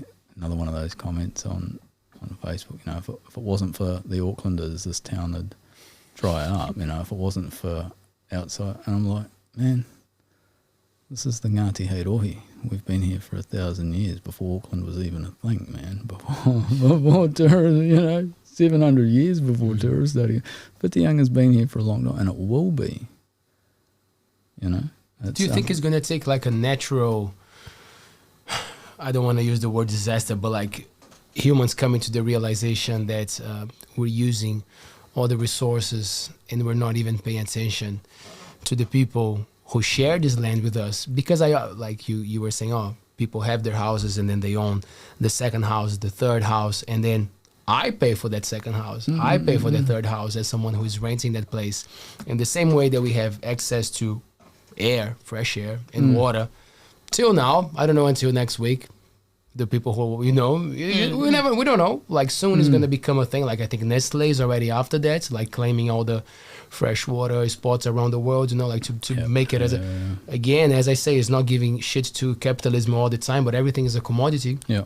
So this thing of having shelter, in my view, should be so much simpler. Yeah. It should be so much like, let's get everyone something small and warm, you know. I know, like says the dreamer, and everybody laughs, and I'm like, I just think it's normal, the same way that we're breathing the same air before someone come and tax my air as well, because I'm working class, and my air is not the same as the rich guy, you know. And then we keep going for the lifestyle, but like, it's not sustainable. The word's sustainable, right? So like, totally. is that a moment that we might hit the wall, and then a world, like a whole world consciousness might light up a light? Do you think it's a thing, or it's chaos? I've definitely got an opinion on it. Like, think about it a lot, bro, hard. Like, and it's just an opinion. Who knows? Yes. Who knows? Give me the opinion, man. I think we've actually already gone over the edge of the cliff. We just haven't hit the bottom. Yeah, I think it's past. To a degree, it's past being able to rewind it back, and it's not, maybe not in the natural world, but mentally, trying to get people to understand that. Because the thing is this: unless we all do it together, nobody will do it at all, or very, very few people will. Right? That's my experience. I mean, houses at the moment, when you build a massive house that you don't even need a tenth of it, I guess it's trying to give your life meaning to a degree. You spent your life earning money and now I need to spend it. You know, it's like, okay, so what would happen if we didn't earn so much money? Like, if we needed a house that was only 10% the size, what if we like only earned 10%, and so I'd get 90% of my time back that I'd generally put into a job? But because of the debts and the value of everything, that becomes a difficult road to pursue. And unless we're all doing it together, and so together requires kind of formative legislation. Like, this is what I'm thinking, you know, how do we get out of this housing crisis? Well, one person, one house. Oh, but what about our holiday home? Well, put the holiday home in your name. Your partner can have your guy's main home and her name. And hey, you know, who knows? Even if your guys' relationship doesn't make it and you break up, then at least you've got a house each, and there's not going to be any, you know, impost to the social system and things like that. But also what they would do is people that own 10 houses would have to free up 9 into the market, right? Those who've got 20 have to free up 19 into the market. As soon as you flood the market with housing, then the price goes down. Flooding a market with anything makes it more affordable then, and then you can't collect them, so why would you want them anymore? But so there's that aspect of making, you know, turning housing back into housing and not into investment. At the moment, it's so it's trying to change people's mind that a house is not to be seen as an investment. It's a necessity. It's a human necessity. And so then limiting that ability to control more than what you need, more than one. Invest your money in something else. Invest your time into something else. Man, don't make so much money. Invest more time into your relationships and your friends and family. Invest more time into reading and educating yourself. I don't know. I don't have the answer. That's just my. But that's good. But that's what I don't think many people will have an answer. The ones who do are probably writing and trying to do something about it. But like, we need to collect those opinions, right? Because sometimes all that it takes it's listening to someone's point of view, and then you're like, oh, I actually like that. I actually like what Pete said, and I think I'm going to say that to the next person who asked me that, who asked me about that. So I really like the well, that's how we are as humans, right? We hold an opinion until we hear a better one, right? Yeah. And then we go, oh, actually, that's better than what I think, and now I'm going to start thinking that. And but just reading a couple of books recently, one by Rutger Bregman called Humankind, and another one called Ishmael by Daniel Quinn. They're kind of complementary in a sense, but Humankind touches on the nature of humans, that we're actually not these really nasty, aggressive, evil people when we're left to our own devices. We're actually quite inherently good. There's one or two bad apples here and there, or people that spoil the party, but as a whole, the group is, but we haven't been taught that, right? Like, we've been taught these other things, and so all these laws are in place to justify these other things that we've been taught. But so this book kind of goes through a lot of those examples that have been given as the scientific proof or evidence for making particular legislation, and kind of unpacks them a wee bit and investigates them, and finds a lot of them just to be false, and that humans are actually kind, generous, loving, and benevolent and you can see that. You'll hear a lot, oh, well, if society broke down and turned to chaos and people would be killing each other and doing that. Well, if there was some kind of right, I wouldn't be looting the shops. Like, it's not the fact that there's law and order or not law and order here that I'm not out looting shops, But anyway, you saw it in things like Christchurch when they had the earthquake down there. Water lines were broken, sewage was broken. And so the detrimental parts of humanity came out in the supermarket, where people were fighting. Some individuals were fighting, and they got more airtime than others. But then you started hearing the stories that were coming out of the community about how people were sharing their last meal with their next door neighbour, and how people who had no water had just walked to Kay and they gave half their bottle to their other, and just people helping out. And this guy got, had a heart attack, so the next, they carried him down to as far as they could, and found some other people that they're complete strangers, and they drive them off to the hospital. So, that looks at that. The other one, Ishmael, is probably a bit closer to where we're, what we were just talking about before, which is, I guess a brief synopsis is that a silverback gorilla teaches a man where humankind has gone wrong. And the idea in this book is that when we went from hunting and gathering to an agricultural society, that's when it all started going wrong, because we used to follow the seasons, we used to follow the birds, we used to follow the berries, the trees, the fish. So all of our human waste would just be spread thinly on the ground and dissipate behind us as we travelled around. Our food was fresh. It was our time was spent just doing that, and then recreating. And it wasn't. And why he brings that up is because then when we started to plant crops, then we started to fence them off. Then we started to own that and say others couldn't go there, others couldn't be there, because we were guarding our food supply. And then what would happen is any competitors would be killed, and they might be, so obviously all the rats that came around, or all the pigs that came around, would start killing all of those because they were competitors to that. But then also because we were living there in the same place, we'd start killing the lions because they were competing they were predating us, and so you just start massacring things in advance before it's even become a problem. You're just anticipating it's going to become a problem. We've kind of fallen into that, and I understood that and I don't see that we've come out of that. We've just kept doing that more and more and more species are going extinct. The species that are here are getting smaller and smaller and smaller because it's within a man, right, to go out and find the biggest of anything and kill it. Yeah, of course. And then we also stretched that to the relationship, because then it also became a deal, an agreement to have a wife, to have a boy, so you can pass the land on. And that's something that I read as well in a good book. The guy was saying that's when we started to mix love with politics. The marriage, the agreement. Ego, there was nothing to do with the romantic thing. It was like, you get married so you can have a boy, so you can pass the land, because even that you're gonna die, but you have this peace of mind that whatever you have, it's gonna be passed on to your own legacy. So what's up with the community? It doesn't matter that much anymore. It's more about your only child. That's why so many tribes, they don't even know who the father is, because you don't have to. It takes a community it takes a village to raise a child, right? So all these things, I get what you're saying, because it's still how we operate nowadays. I mean, that's an interesting idea.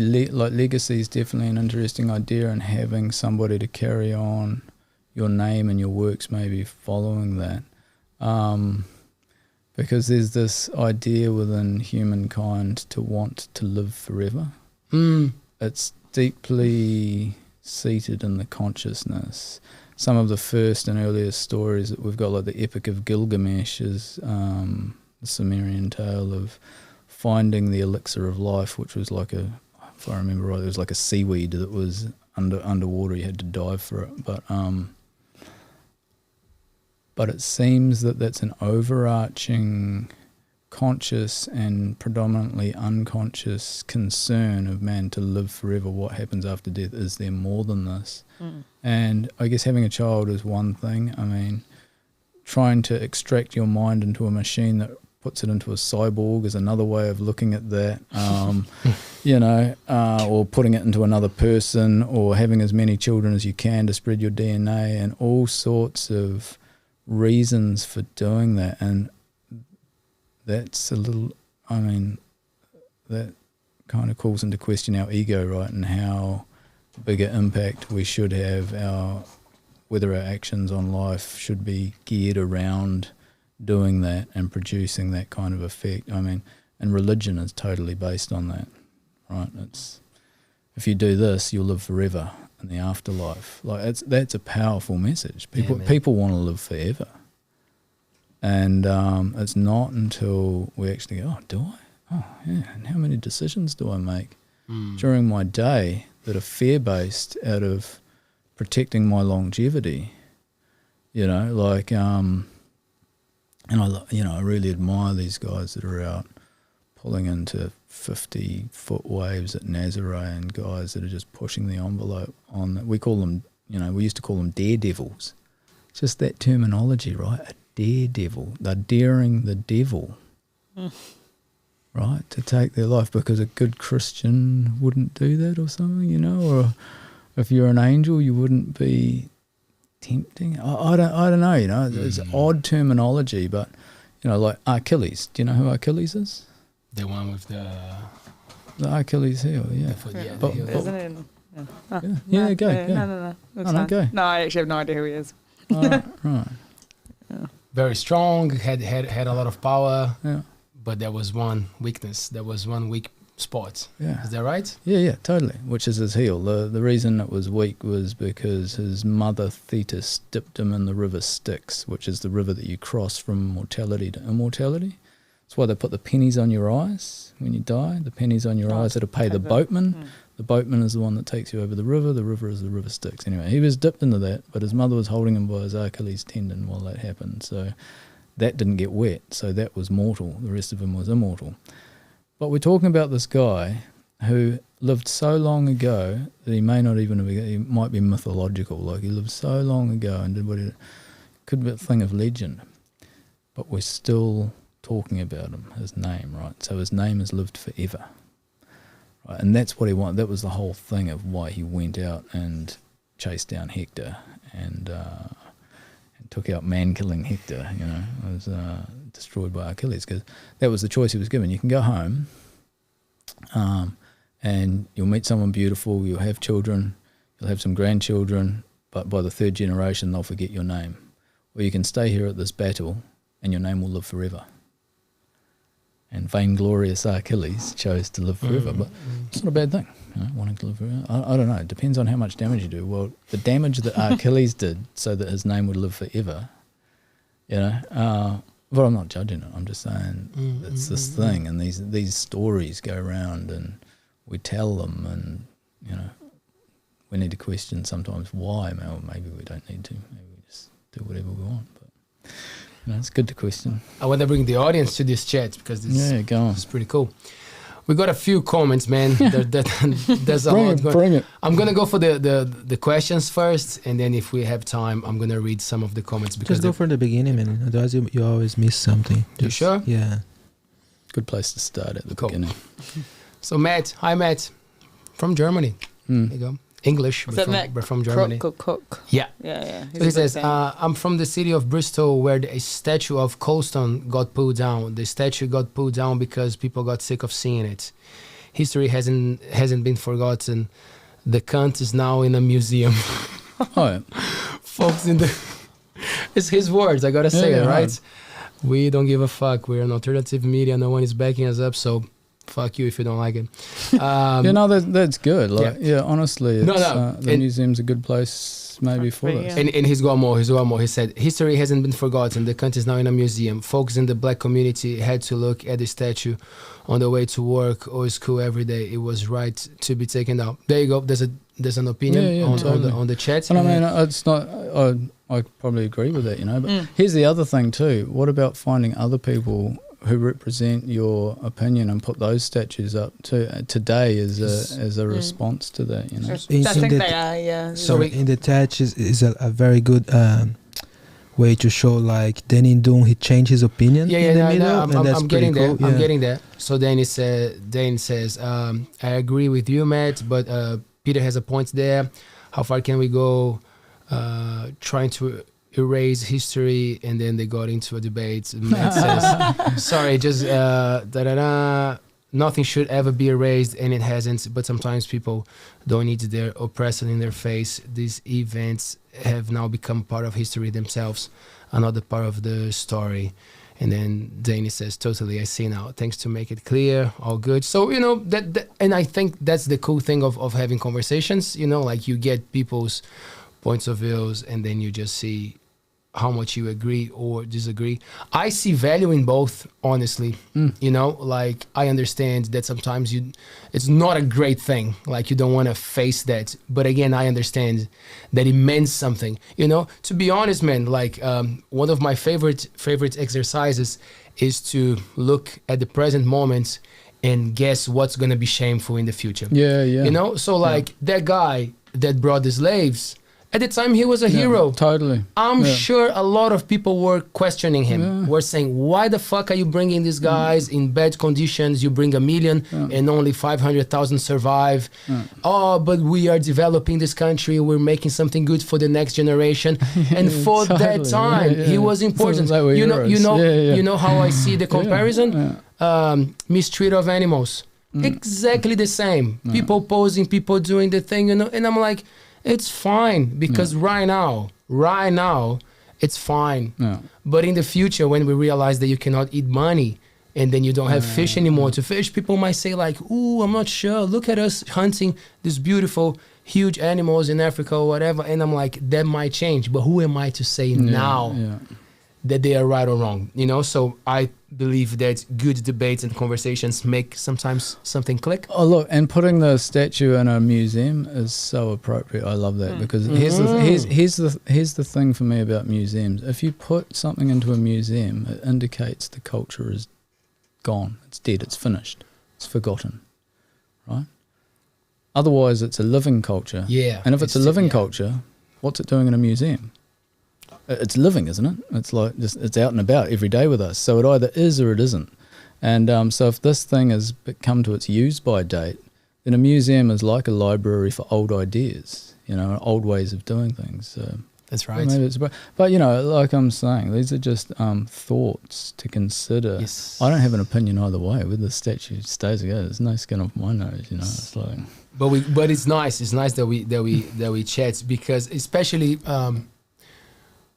because we're doing this live, right? We're talking to a lot of people, so it's nice. I feel very good when these things happen, that we say something, we pull back, we say it again. You know, like this totally. is cool, man, because like none of us here are feeling like the authority on the subject, and that's when shit starts to go down, isn't it? That someone feels like, and then nah, man, you just here to learn. Oh, You know, absolutely. If you've gotten a better opinion, if you can convince me, then great, let's go that way. It's, I mean, you literally said it earlier, you know, like if you don't really have anything to say, it's kind of the time to listen and learn. Yeah. So, Yes. yeah. And can I throw a question at you, my man? Of course. There you go. Kia ora. Thanks, Robo, for always present. In 2016, New Zealanders voted in a referendum to choose between the current New Zealand flag and the silver foreign flag. 57% decided to keep the current one. Would you have a take on it, Peter? Yeah, so for me that was just a red herring. At the time that was going on, there was I think a South Pacific Trade Partnership Agreement being Is it the PPT? being signed up in China. So that for me that was just a red herring and quite an expensive one. But here's the thing about flags, because the exhibition Swap My Land for Blankets was an accumulation of 3/4 wide that were based on flags, because flags are very important in iconography for humankind. What kind of flag are you waving, or run a flag up so you shoot, you know.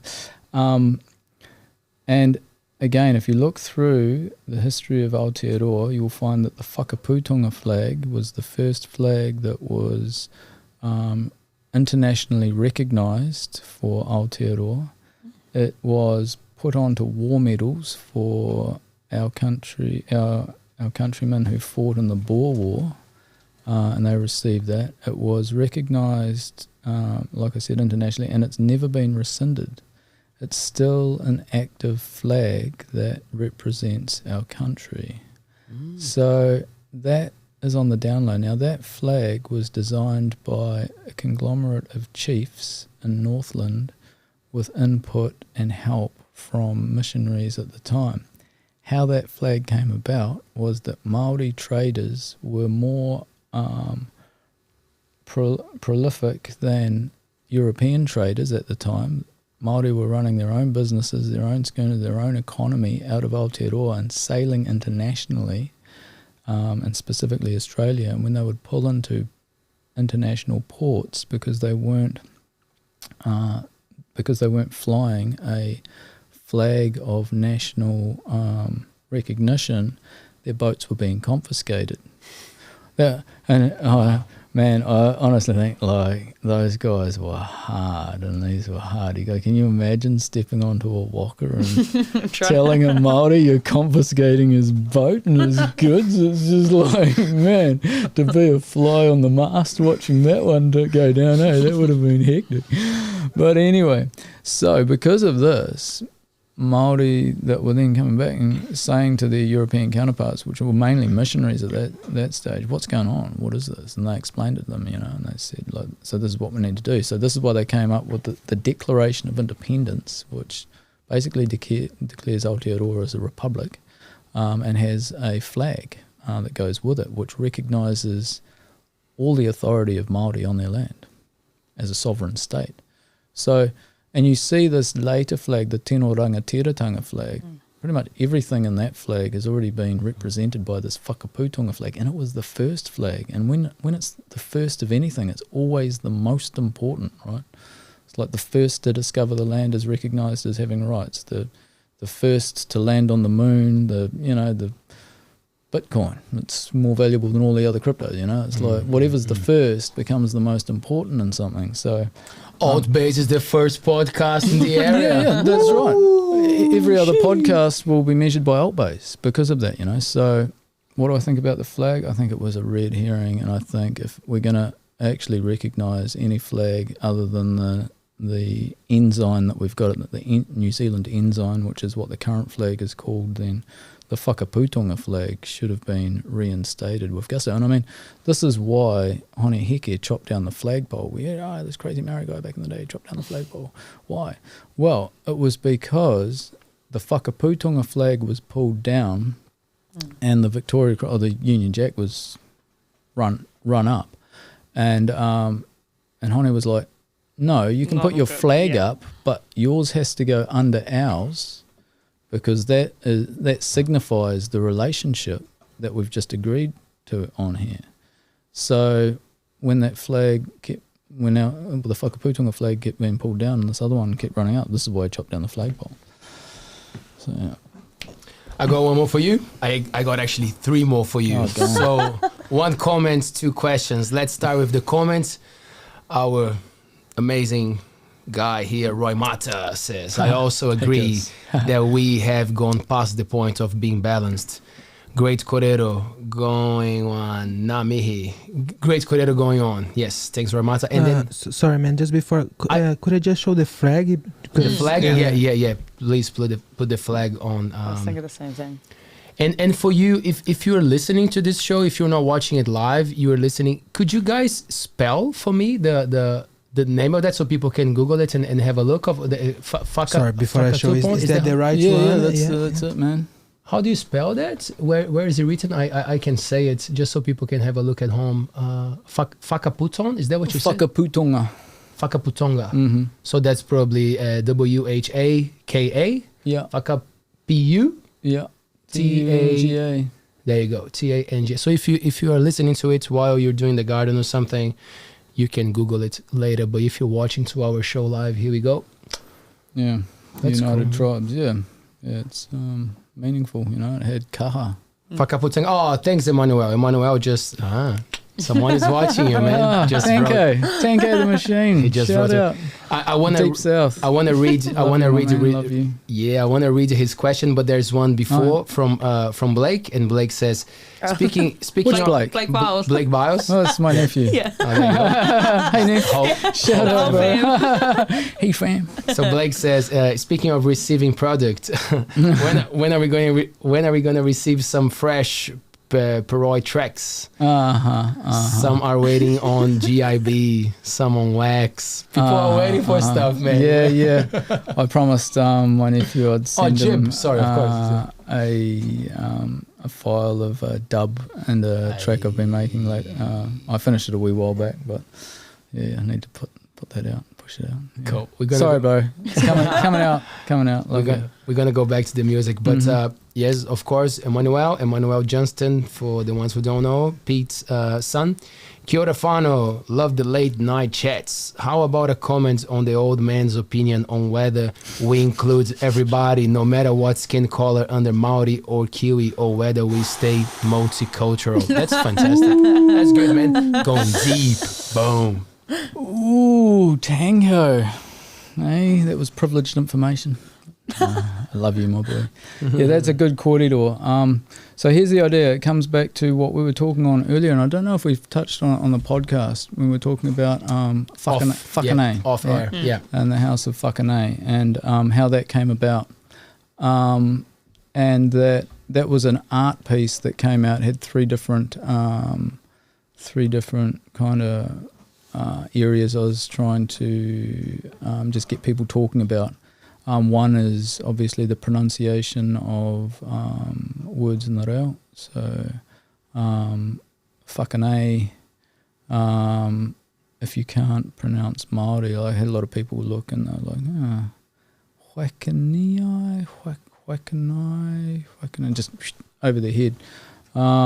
So, and then, funny, Roy Mata, when he saw it for the first time, he's like, Whakanei? What's Whakanei, bro? And I'm like, bro, listen, say it again, listen, Whakanei. Oh, bro. So the whole spectrum was there, but what it kind of clearly illustrated was that probably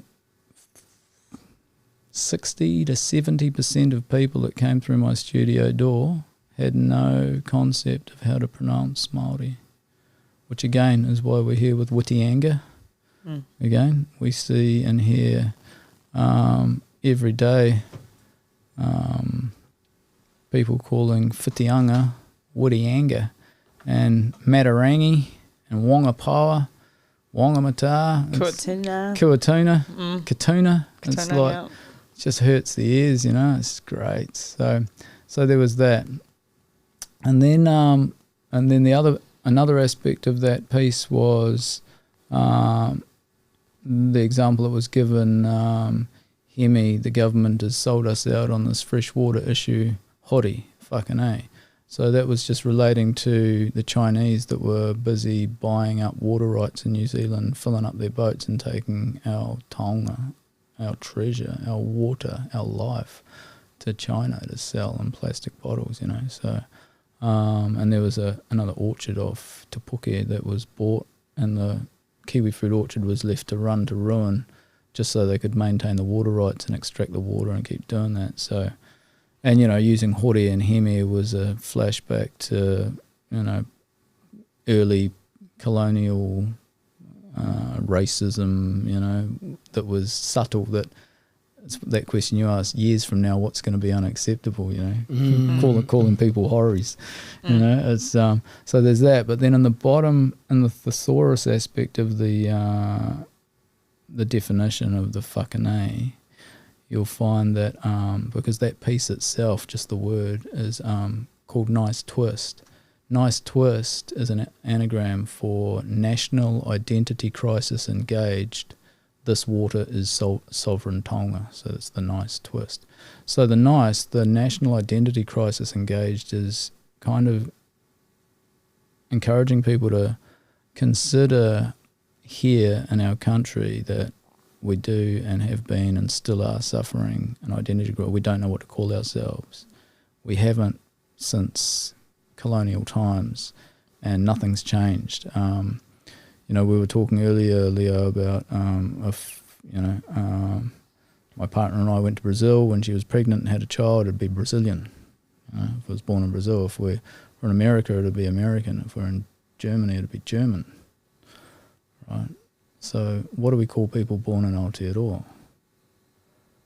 Actually, Māori, you know. There is no New Zealand. Zealand is a place in Holland, and this is not the New Holland, and Abel Tasman came late, you know. This is Aotearoa, and what we call people born here in Aotearoa are Māori. My tupuna Hei was from Tahiti, and he was Tahitian, but he sailed here, and he intermingled with the people that were here, the Kupe people that were prior, whitianga a Kupe, and the Toi people who were in between Kupe and Hei, Toi Tuhuatahi, and I guess at some point he stopped being Tahitian and started being Māori, or maybe he never was. Maybe his children that started being born here were Māori because they weren't in Tahiti anymore, so they're not Tahitian. So it's difficult when we start talking about nationalities and identities as opposed to cultures and cultural practices and traditions, right? We often mix the two up, and it would be, you know, beneficial for all of us to try and clear up what we mean when we say things, you know. Like, I'm not a spokesperson for Māori or Ngati Hei by any stretch of the imagination, you know. I'm just a guy that was born in this place, from a guy that was born in this place, from a woman who was born in this place, from a woman who was born in this place, from a guy that was born in this place, and so on and so forth, you know. But we didn't spring out of the land. We sailed here. And so did everybody else. Yep. So, you know, like there is a point of discussion where you can suggest that Hei left Raiatea, Tapu Aotea in Tahiti, and sailed here and started having children, and they were, because they weren't born there anymore and they were born here, then they were Māori as a national identity, right? It might follow that if you leave Scotland and you leave England and you leave Ireland and you sail here in a boat and you start having children, that they're no longer English or Irish or Scottish, and for want of a name of national identity, they're Māori. What's your take on? Honestly, I've just been absorbing this whole time. absorbing- I think yeah, it's you're probably quiet one of the, tonight. I was gonna say probably one of the most quiet situations I've ever been in. Not only because I am just absorbing. I don't know. I don't know. There's lots of things you guys have covered tonight that are just. I mean, they're not really thought about it at all, or I haven't formed a strong enough opinion that I'm like willing to talk about it. I'd rather just, you know, just re-gouge over it in my head. So I haven't been the greatest co-host. I've said nothing tonight, good. but I Amazing. mean, I'm winning. I mean, I'm sure everyone good. else who's listening and will be listening in the future, just like I hope you're getting as much as I am out of this. I have a take on the thing with being born at a place and then, you know, like moving, obviously, because that's what I'm doing, right? With my life. You're voluntary Māori. You're trying to lay down your Brazilian, your Brazilianness, and you've come here because this suits your idea, your what you want to do, how you want to be in life more. And, than, and you know what's interesting, like how, and you know, funny because that idea of like, oh, be careful with what you wish for, you know, like it's so true. Like sometimes you go for something because of, you know, because you want this or that, and then all the things are attached to that, and then you realize, oh, it happened, but look, this had to happen for what I wanted here. Now it's mine. So for me, it's an interesting journey because Brazil is a fantastic, tropical, amazing place. Like I couldn't think of a human being who would have been born there wanting to leave that place. You know, like. Honestly, now that I moved and I'm meeting people from all over the world, because I always had this idea that like, Europeans, they're untouchables. Fuck that, fuck cold, man, miserable, grey, you know. Sorry, guys, you know, but what happens? Huge social gap, violence, you know, inequality, racism, and all this stuff. Putting up with shit all the time, you know, like having to be content with the rest of someone, you know, like, and then what do? You kind of, I gotta make a move, you know, like the world at least offers the possibility for people to move and look for different things, and then like find your tribe. Yeah, and then New Zealand was accessible.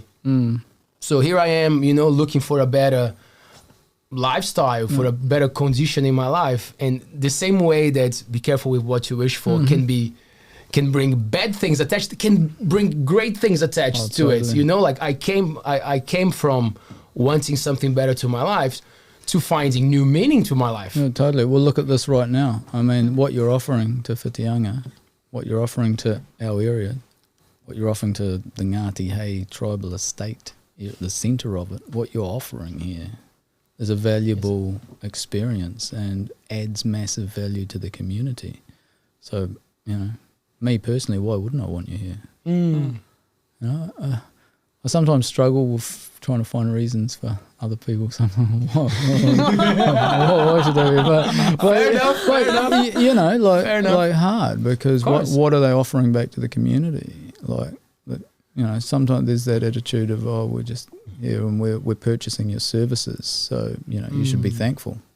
Like, yeah, well, if you weren't, I'd be doing something else. Don't worry, you know. That's not why I live here. So just chill out, man. Just relax into it and learn that. But it throws up some interesting.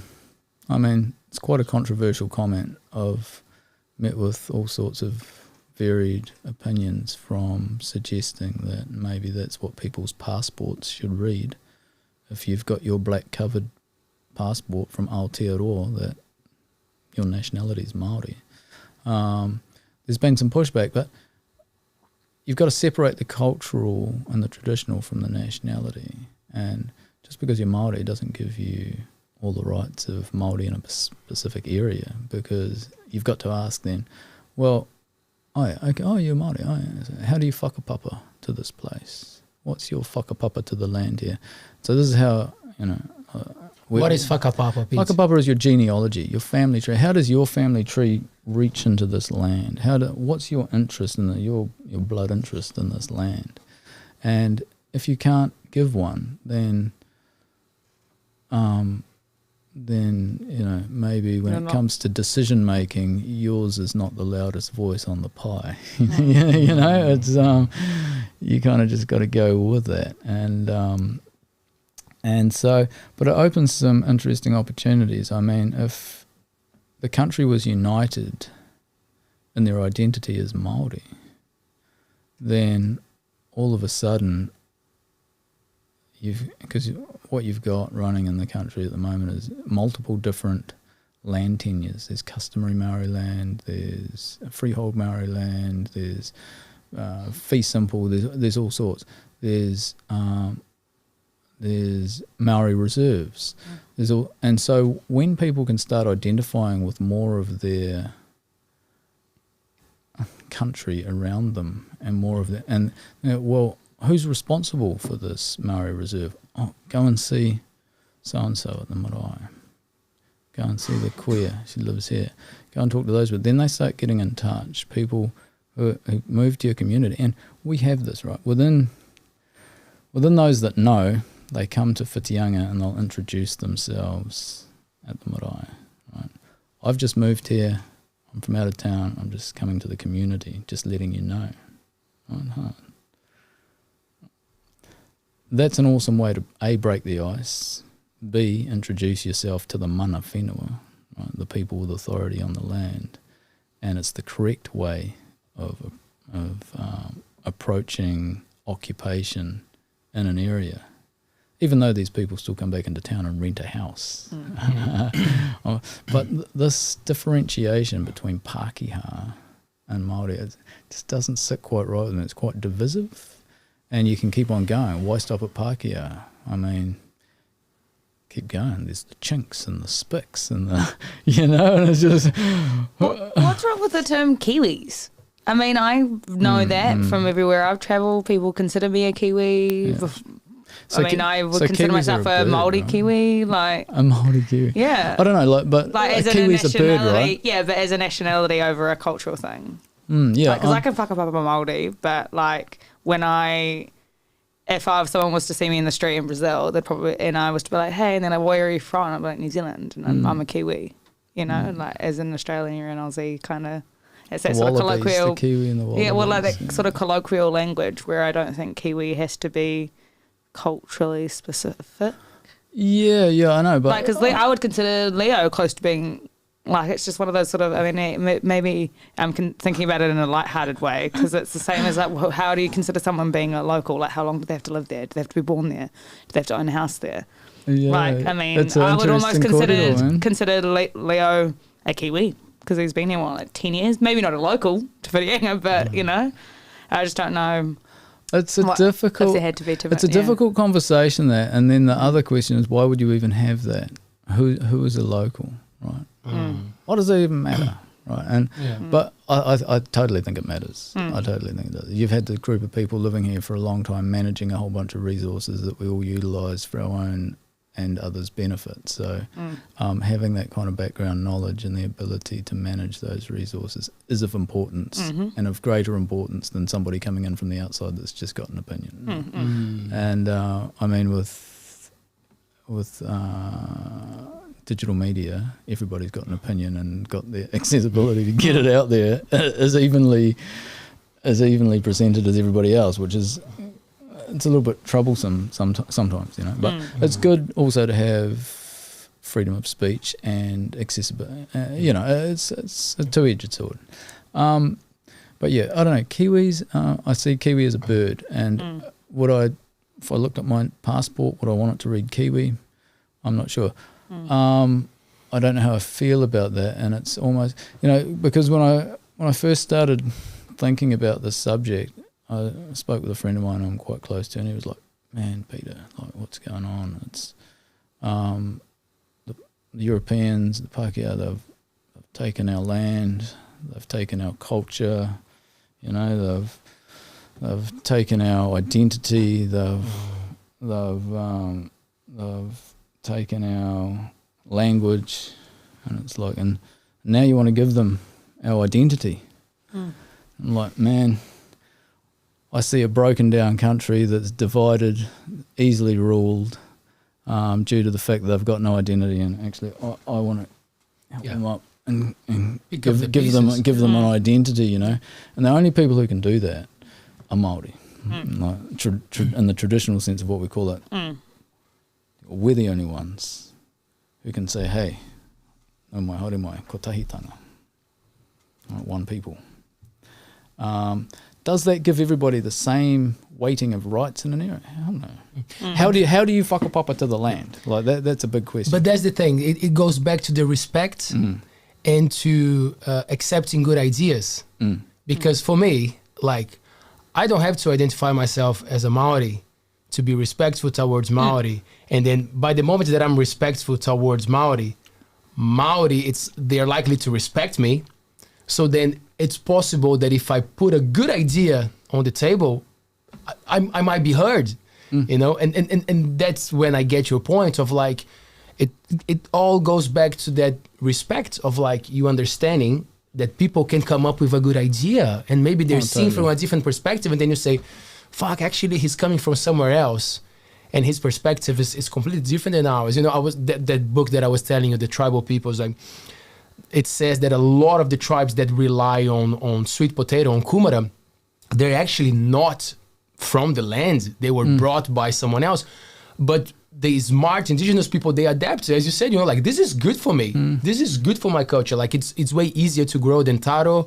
It's way faster. It's better. So like, let's implement this. So it goes back to respect, right? So when you say, let's bring identity to this country, like this country, of course there's going to be resistance, but it's not because, we're not trying to change you guys. We're giving an opportunity to be more equal, and then we fight for at least the same cause, right? Yeah, that's right. For me, it's just about trying to get a unification.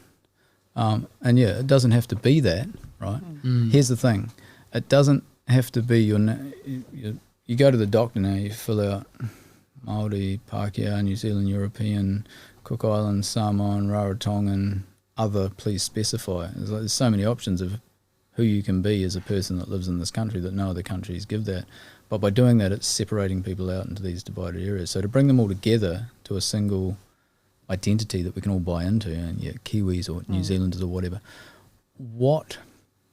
I don't feel comfortable with listing myself as a New Zealander. In fact, I find it highly offensive. Right? This isn't Zealand, and it's definitely not the New Zealand.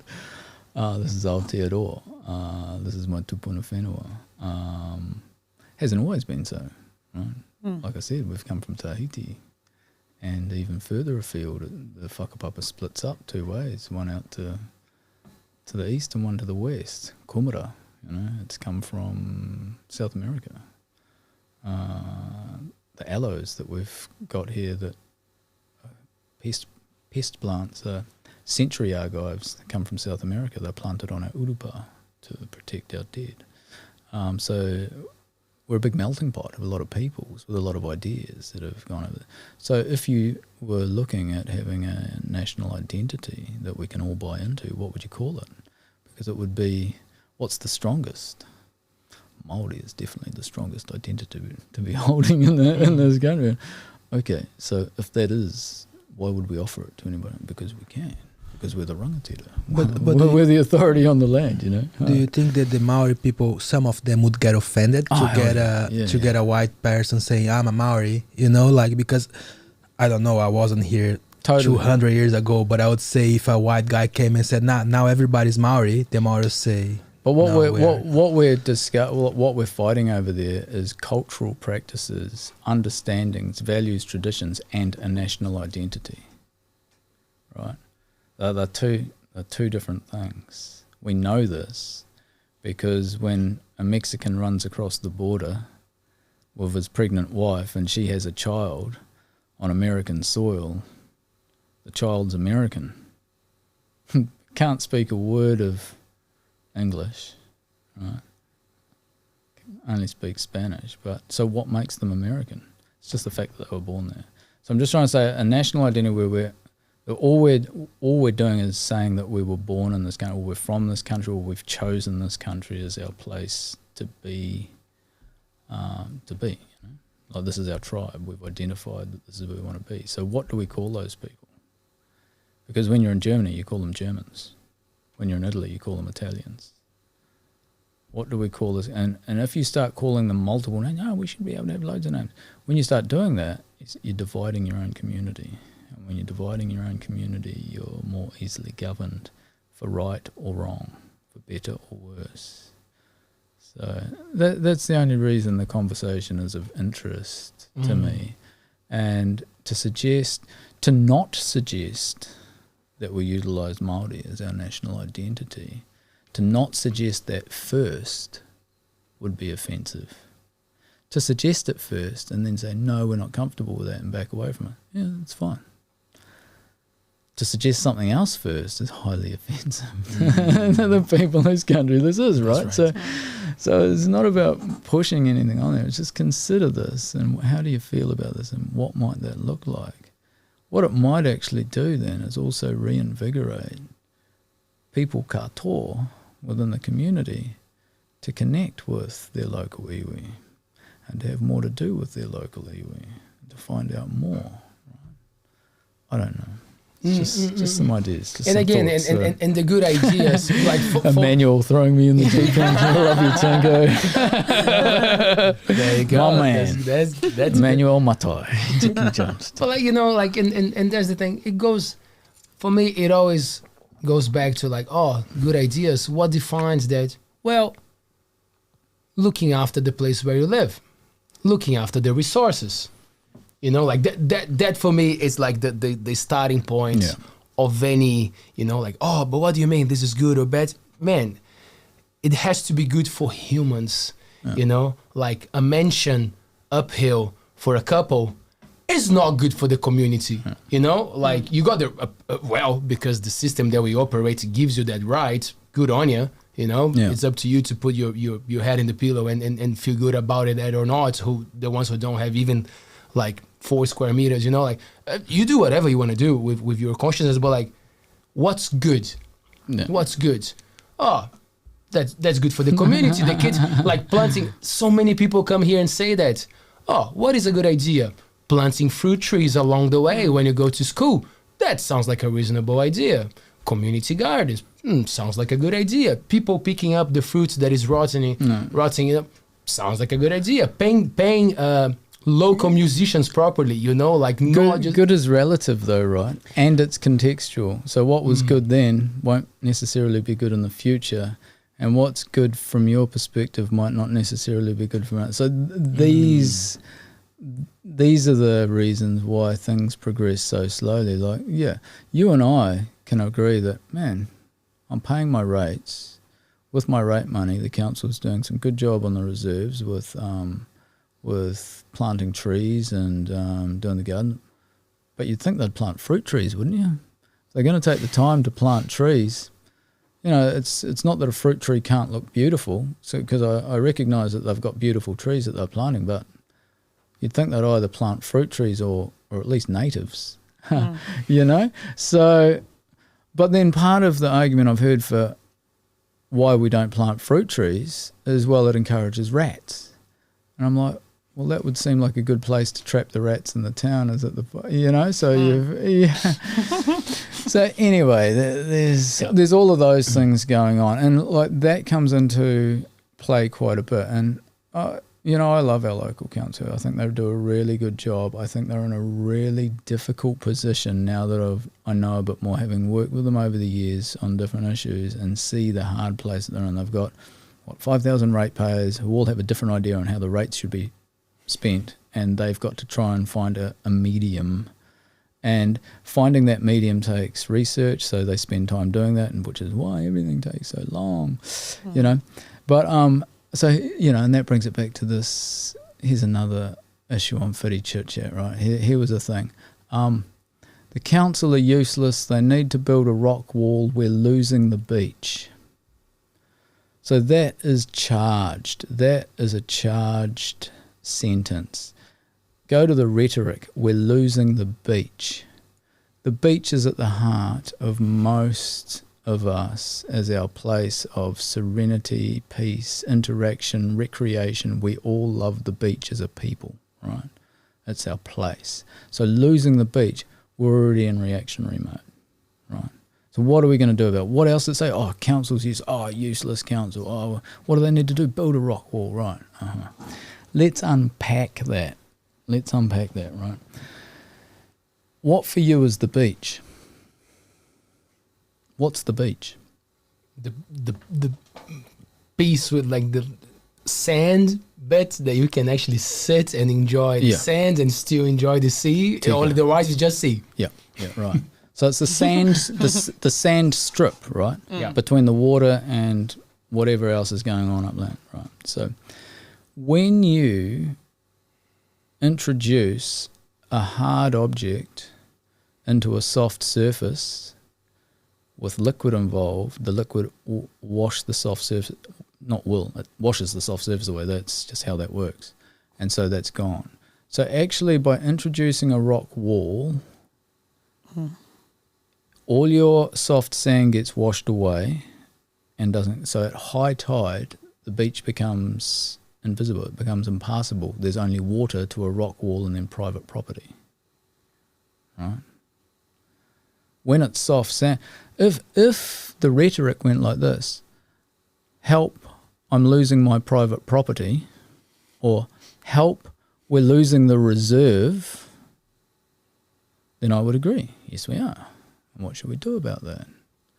Well, we should spend everybody's money on saving my property. Actually, I don't see that as a good response myself. No, I don't. And so this is what's going on at our beachfront at the moment. And don't take my word for it. Go down there at high tide. Go and walk the beach.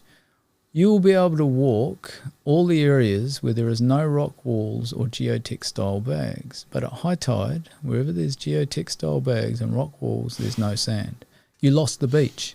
By building the rock wall, you lose the beach, right? So it's cutting through the bullshit to get to the issue and correctly identifying what that issue is. So what's the problem? Well, the problem is people have built too close to the ocean. Wise man built his house upon the rock.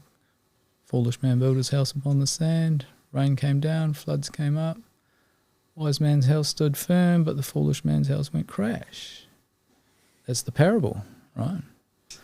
That's the Sunday school song. That's what's going on here.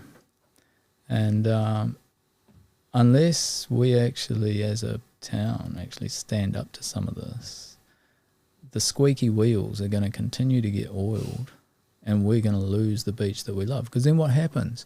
At high tide, if you're trying to walk, you can't. You're going to walk across people's private property, walk along, and then when it gets to the wall, you walk up on their lawns and scale their fences. I mean, surely you couldn't moan if people did that, but is this the result that we want? I mean, God, what's the solution? A retreat? Would seem to be, a structured retreat. The value of those people's property, I'm sorry, but, man, that's foolishness right there. It really is. You'll find that all the Māori occupation in this area have all been on the headlands, up high. The beaches weren't used for occupation. They were used for gardening. They were used for everyday work, mahi, like shellfish processing floors, stone flaking, adzing out logs that have been floated downriver. Lean-tos were thrown up just for a bit of shade, but nobody lived there as such, And so that would actually address the tsunami problem here as well, right? If everybody lived up on the hill, you wouldn't have to have a tsunami siren. If the town's hospo had been correctly put in its place and the port left operating as a port, then if the flat land down on the flats that we've now all occupied with canal subdivisions had been agriculture to feed the people that actually live here rather than bringing your food in on trucks from Bombay, from wherever, then you'd have, when we're talking about sustainability and what that looks like for a population this big, that's what it looks like. It's like people living on the hills, farming the flatland with an operational seaport. Boom. Don't drop the mic because it's expensive. But there you go. You know, and I just look at it. I love our town people. I love those that live here. And hospo is so hard. It's seasonal generally. I mean, Blue Ginger, those guys, they're so good. They choose when they want to open. They're never sure. They're never not full, you know. But, you know, for everybody else, it's like, that's all right. But, you know, they're working so hard during the winter to make ends meet. And then in summertime, they're working twice as hard as that. Mm-hmm. You know, it's just hard graft here. And then within that, like what they're offering is hospitality. So what do you think of when you think of hospitality? You got to be ready to serve. That's what you're doing. Yeah. What are you serving? You're feeding people. Yeah. Anything else? Well, you're doing the job that you don't want to do in a way as well. But entertainment as well. Entertainment. Right? Yeah. Music. Oh, for sure. Right. Yeah. So music, venues in this town, and the ability for places to play music has been so demonized, right? It's at an unsustainable level for those in hospitality, right? Venues of hospitality have had noise complaint. They've got strict controls over who can play, if they can play at all. Like, I mean, think out of all these people, maybe Stoked has been hit the hardest with some of the hardest conditions they have to follow with zero to no music, you know, different places. And it's and how that's come about is by residential being mixed with commercial, right? It's like classic, the Blacksmith, right? It's an old pub, and people have rung up and complained about the noise. It's like, well, it's been doing that for 150 longer years, you know. When did you shift in there? 5 years ago. Yeah. Shut up. You know, see you later. And what? You're like 3 people at home. The pub's got like 150 people in it enjoying themselves. So in a democratic society, it's great as good as great, you know, like you would think that the 150 would get their way and have a darn good night on it. But no, that's not the case. And so all these areas, so, you know, identifying a commercial area within our town, you know, just putting a pin in the map, drawing a compass circle around it and saying everything within the circle could be 120 decibels till 4 o'clock in the morning. If you don't like that, shift somewhere else. No, but at the moment, there's nowhere that can do that. But there's a need for that in some instances in the place, you know. You're a musician. You know what I'm talking about. The worst, you know? kind, the loudest. Yeah, you know what I'm talking about. The best kind, you know. Thank you. Oh, it's Rock and Roll Day, isn't it? Today? International Rock and Roll Day. That's right. Yeah. So, you know, there's some issues like that if we just tuned them up a wee bit, it would actually help everybody in the area. It's going to be inconvenient, obviously, for some people at some stage, but that's like that with everything. But it's trying to do the best with what you've got and identifying where the issues are. And the issue for a venue here in town that can play music till late has been, we've been talking about this for 30 years. It's as long as we're talking about the skate park for, you know. We've been trying to get a skate park since we were like 7. You know, oh shit, it's only taken 38 years or whatever. Wow. It's like, you know, and power to those guys. Shout out to that whole crew. You know, Caleb Jennings put in a big effort there, and Benson, and just their whole crew finally getting that over the line. There's a lot of people involved to make that happen, and it's good to see. I kind of flinch a little bit when I see it. It's like, so, get in there for a roll now and then. It's good. But yeah, it's the development of the town, and where, you know, what Taylor asked before, where's it going to go? Nobody knows, and part of it's based on finance, but you're always going to have that group of people that are here because they love the place, and so they do whatever to be here. Not everybody's in that position. There's people that love the place, but they've got other considerations, like they've got young families, and so they need to make sure the food's on the table. They need to make sure the roof's over their head. There's others who are looking, they get to a point and need a higher education. So you need to leave, you know, for reasons of that. There's things for Tianga offers and things it doesn't offer, you know, that you need to get from somewhere else, and that's okay. It's it's always here. It's good to go away and come back. I mean, I did that myself. You know, it's necessary sometimes, and that's that part of that breathing in, the micro and the macro. You know, you breathe in, then you breathe out. It's good to look at the detail. Good to get out. Good to be in whitianga for long. Good to get out for a bit. And then, that's right. Yeah, everything's good, cool. You know, it's like we live in the best place in the world. You know, it doesn't get any better. And the people, you know, like our people, our set of people, we're really special.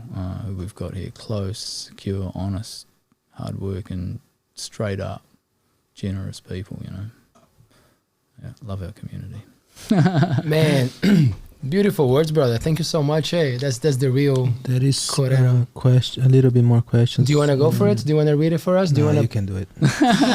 Come on, Papa. You can do it. You That's can your do it. job, mate. My job. Da-da-da-da-da-da-da-da-da. Chloe, quiet tonight. Yeah, I am trying to get out of my head about that. I've been so quiet. I feel like I haven't seen a thing at all. I don't know, it's just your presence. Okay, Chloe, tell us something that nobody knows Thanks, about Chloe you. Potae. Oh, no. Let me just hum out here in the background. Yeah, my mind's just ticking over, man. You've got a lot of really good points. Just like, I don't know, it's just things I've never really considered. Also, I suppose I consider myself a local as well. And it's just, it's fresh for my ears. I don't really consider these things, and especially the history and what it means to not only be Māori, but, from this land, and seeing the progression and from that perspective as well. It's something I said like quite often when we had Maddie Johnson, that it was just one of those things, you know, when you're around that people that really embrace their culture and their whakapapa, you know, it just sort of tickles something in you. It makes you really excited. And just a lot of when you were talking, you know, about your own family journey and Ngati Hei, and just like your opinions from, I would personally say, a strong like Māori. It's just it's exciting, and it's, if anything, I'm actually just a little overwhelmed this whole time. Awesome. Yeah, in a positive way. It's just very overwhelmed though. Very overwhelmed. Yeah, and I mean, when we embrace our whakapapa, it's always good to embrace both sides, you for know, sure. and all of it. And, you know, like, and who's a local? That's a real interesting question, you know, like, because you'll get a lot of town meetings or meetings that are called, and people will be laying down, oh, I've been here this long, oh, we've been here this long, and that kind of open with that. And I remember, you know, it's and when you get past all of that and you can get to the corridor and have the conversations and share ideas with people, and get the ego out of the way, it's all quite good. But I remember being at one and saying, you know, if you're not a Morecambe, you're a Harsant. If you're not a Harsant, you're a McLeod. If you're not a McLeod, you're a Davis. If you're not a Davis, you're a Simpson. And it was like, and going through all of that. And, you know, just to actually, and keep going, you know, it's, and, you know, you're a Harsant or a Hamilton. And it's, these families have been here a long time. And so it's just about acknowledging that. But at the end of the day, Ngati Hei's been here hanging along, so let's just get all that out of the way and off the table, and let's just have this corridor and see where it goes. But in saying that, you know, we're Davises. You know, Ngati Hei, the majority of the family are Davises, you know, and we're all about, so it's embracing both sides of that whakapapa and not, and we're all of that. We're all of that and some, and it's remembering that too. Hey. Sorry, bro. We got no, all good. We got one from the nephew. How about Tangata Whenua as opposed to Mana Whenua? Both are expected to practice Kaitakitanga and Mana Kitanga. One practices Hangatira Tanga. Yes. Applying Tangata Whenua to the people living on that land confronts them to stop looking at the places as a resource and commodity, and towards it being part of themselves. Less human outside nature, more human as nature. Everybody's required to man an oar, but those that can whakapapa steer the waka as those with the embodied knowledge and experience, and critically, it's not enough to be able to whakapapa. They must also be practicing these principles leading from the front. So it's not solely identity through birthrights, but identity through conscious action. Yeah. So that's really awesome. Like that's talking towards what we were saying before about delineating between national identity of Māori and culture and cultural and traditional practices as Māori and Māori value systems and structures. So the difference between mana whenua and tangata whenua. Tangata whenua is we're all people of the land, right? Tangata, people, whenua, land. So people of the land. We all are. Katoa, worldwide. Humans are from this land, from Papatuanuku. Where else are they from, right? And forget, alien conspiracy geezers, whatever. But, I don't write off that either, but whatever. But mana whenua is authority on the land, or who holds the respect and the honour, the authority in the sense on the land, and who gets to call the shots, and who's making the decisions that affect us all. Who are they? And like I say, if you identify, as I was saying, in a broader sense as Māori because you're from Aotearoa, or you're born here, or you choose to be here, that doesn't necessarily make you mana whenua. Right? Your tangata whenua, of course this is your air that you breathe, of course this is your land that you walk on, of course this is the water that you drink. So you are tangata whenua by your mere being here.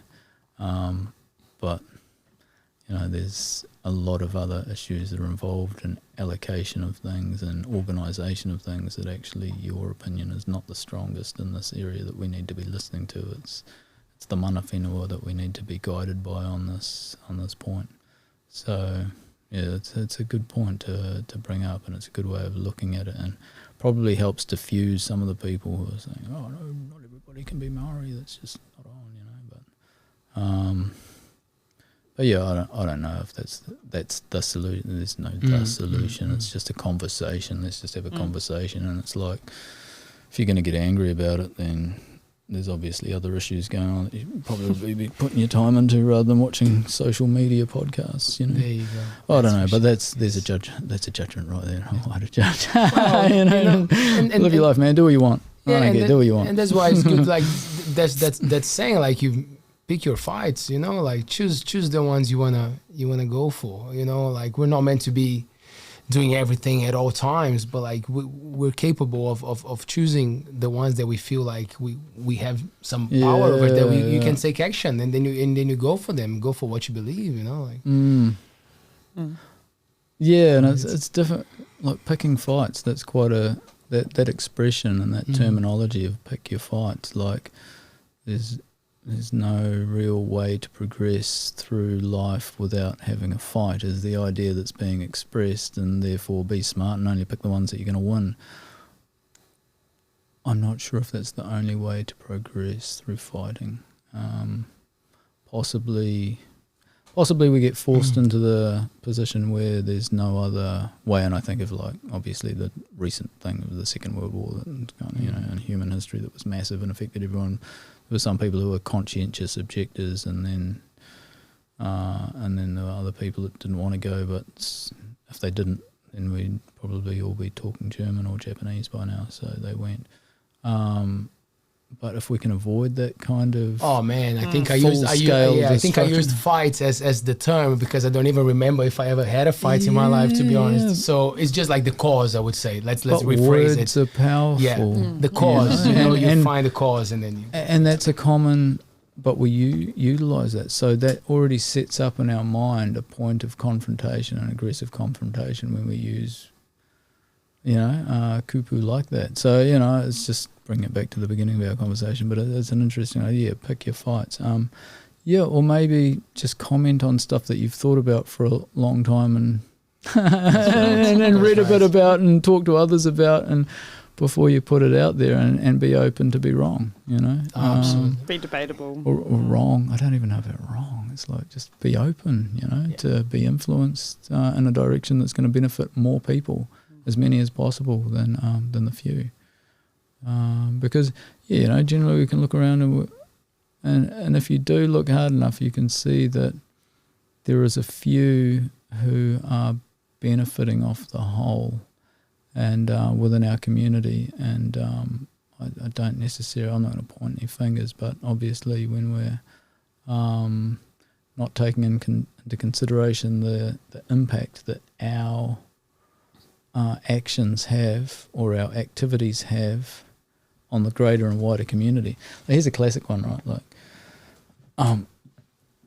the recreation reserves in summertime become boat trailer parks, right? Mm. Like, there's all these people out at sea that aren't using their car or their trailer, and it's parked all over the reserves. Doesn't matter which reserve you go to, whether it's Ohuka, whether it's the one at the marina, whether it's Taumuia, Robinson Road.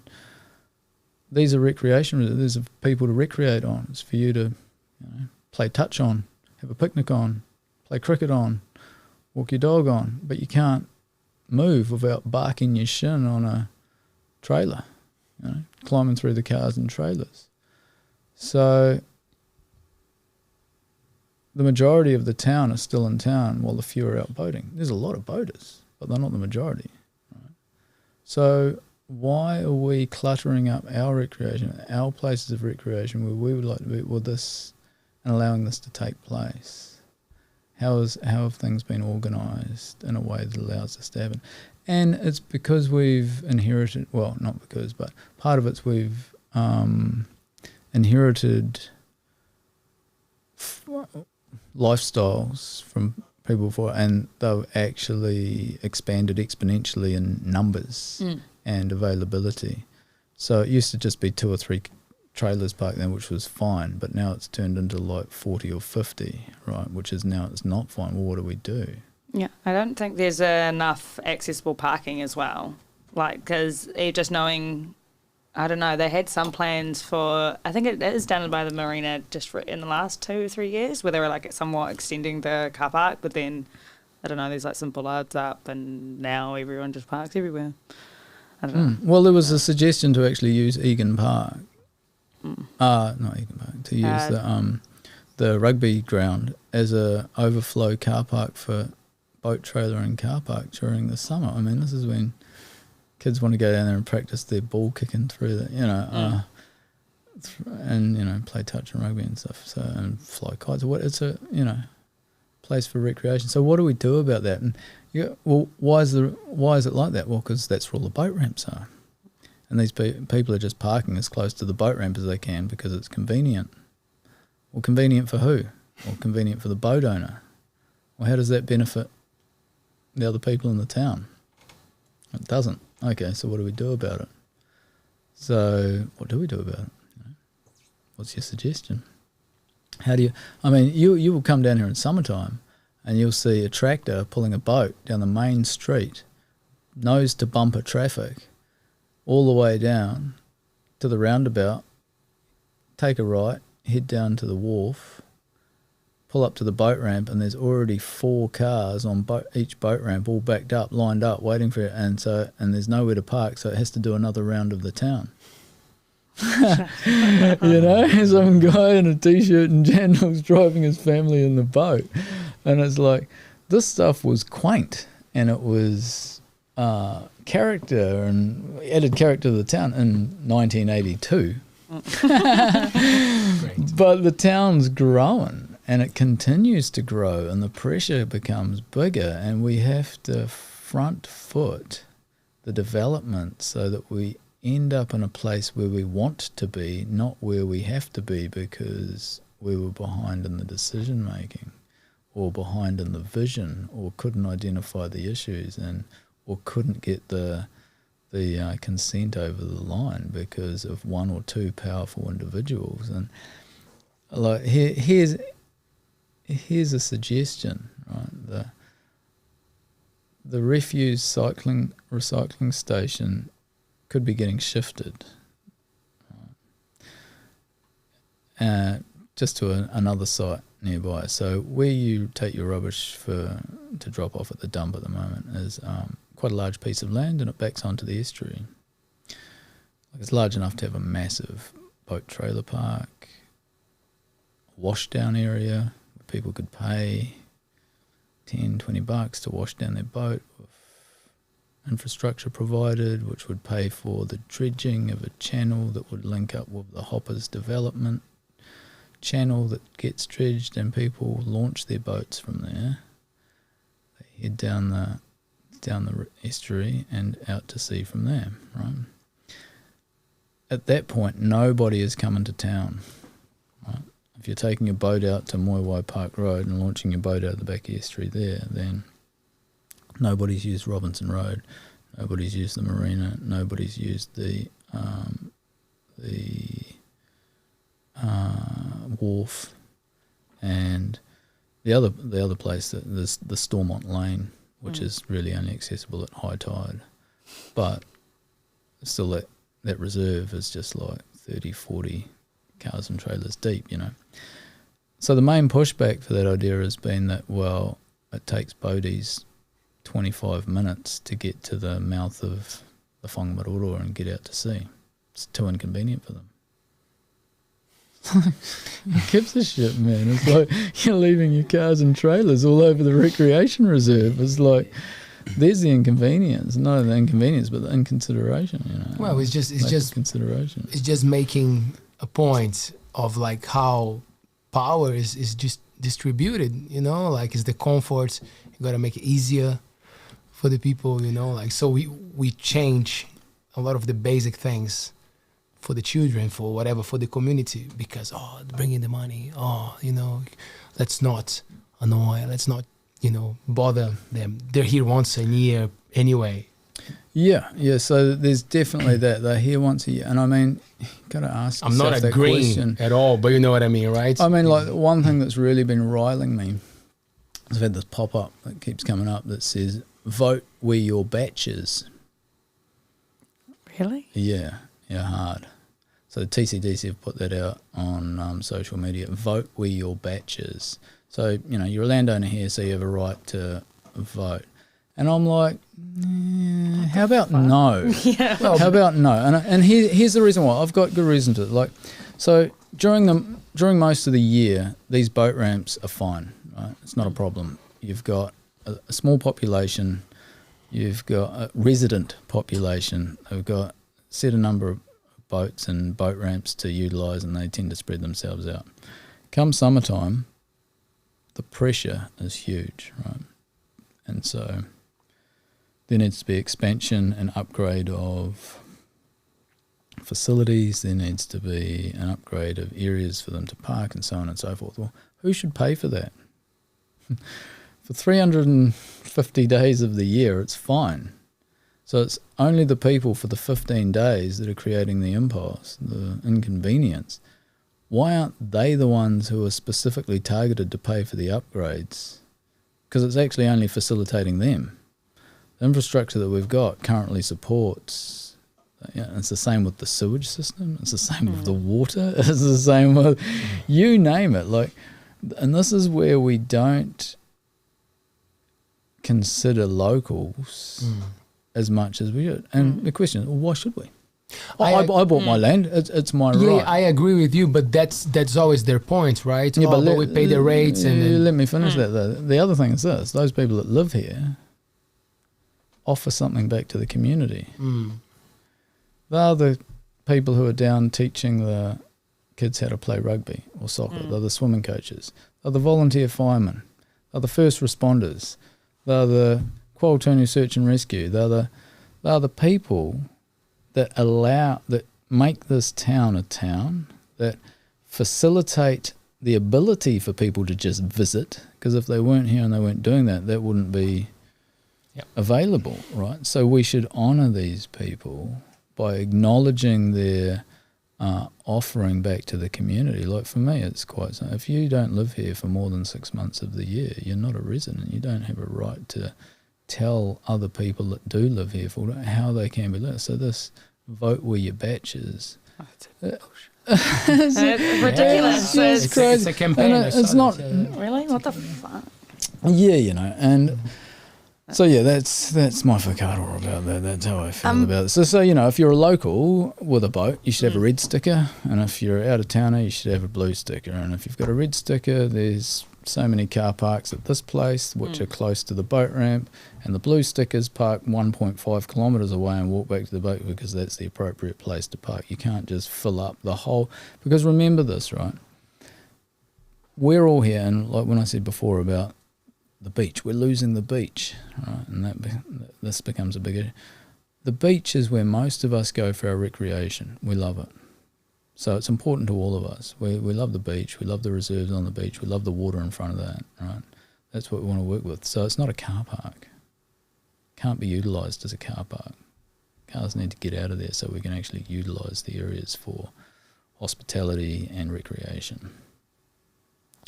So to park further away and walk back, it might be an inconvenience to you, but you're inconveniencing us by being here to begin with. Like your batch, what has your batch done? It might have given a local builder another house to build, but in the big scheme of things, this is the third boom I've lived through.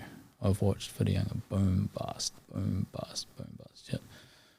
Man, some of my aunties have probably seen like 6 booms, like more. So that stuff comes and goes. It's not permanent. It's just waves. And that's not what makes communities as such. Communities are made by the people who live here and who tie into each other and help each other out through hard times and celebrate with each other through good times. And batch owners don't do that, man. They come here, they stick themselves, and they're gone. They might shop at your shop. Big deal. They also make a line that goes all the way to the back. And what would usually take you 2 minutes to pick up bread and milk, whatever it takes, it becomes like this 45-minute, hour-long exercise. I've often thought that, why don't the supermarkets have an aisle for locals? Got your locals card, it's an empty aisle that you can check out, that you can move through quickly. Because it's just about respecting it however you can, honouring the locals, because they give back. They're not just working here and things, but they actually facilitate the town continuing to work and be here in the state that it's in, which mentally and emotionally and physically we're quite close as a community, and we help each other out when the needs arise, So yeah, I don't know. You got us, man. No, that's true. That's true. It's we gotta deal with it. And that's what upsets me sometimes, because it feels like we gotta deal with a lot of things that don't mean that we're doing good to the people. We just gotta deal with. Oh yeah, just suck it up. Just deal with it. Just. Is it? I don't know where I'm gonna go with this, but is it true to somewhat think that there are some families in this town who you could consider have some form of power that are very much considered locals, maybe not as far as saying as not tanga te whenua, maybe baby saying sort of like on the vibe of tanga te whenua, just certain names, and they carry a bit of sway. Totally. And they have their own interests don't really align with what we've just talked about.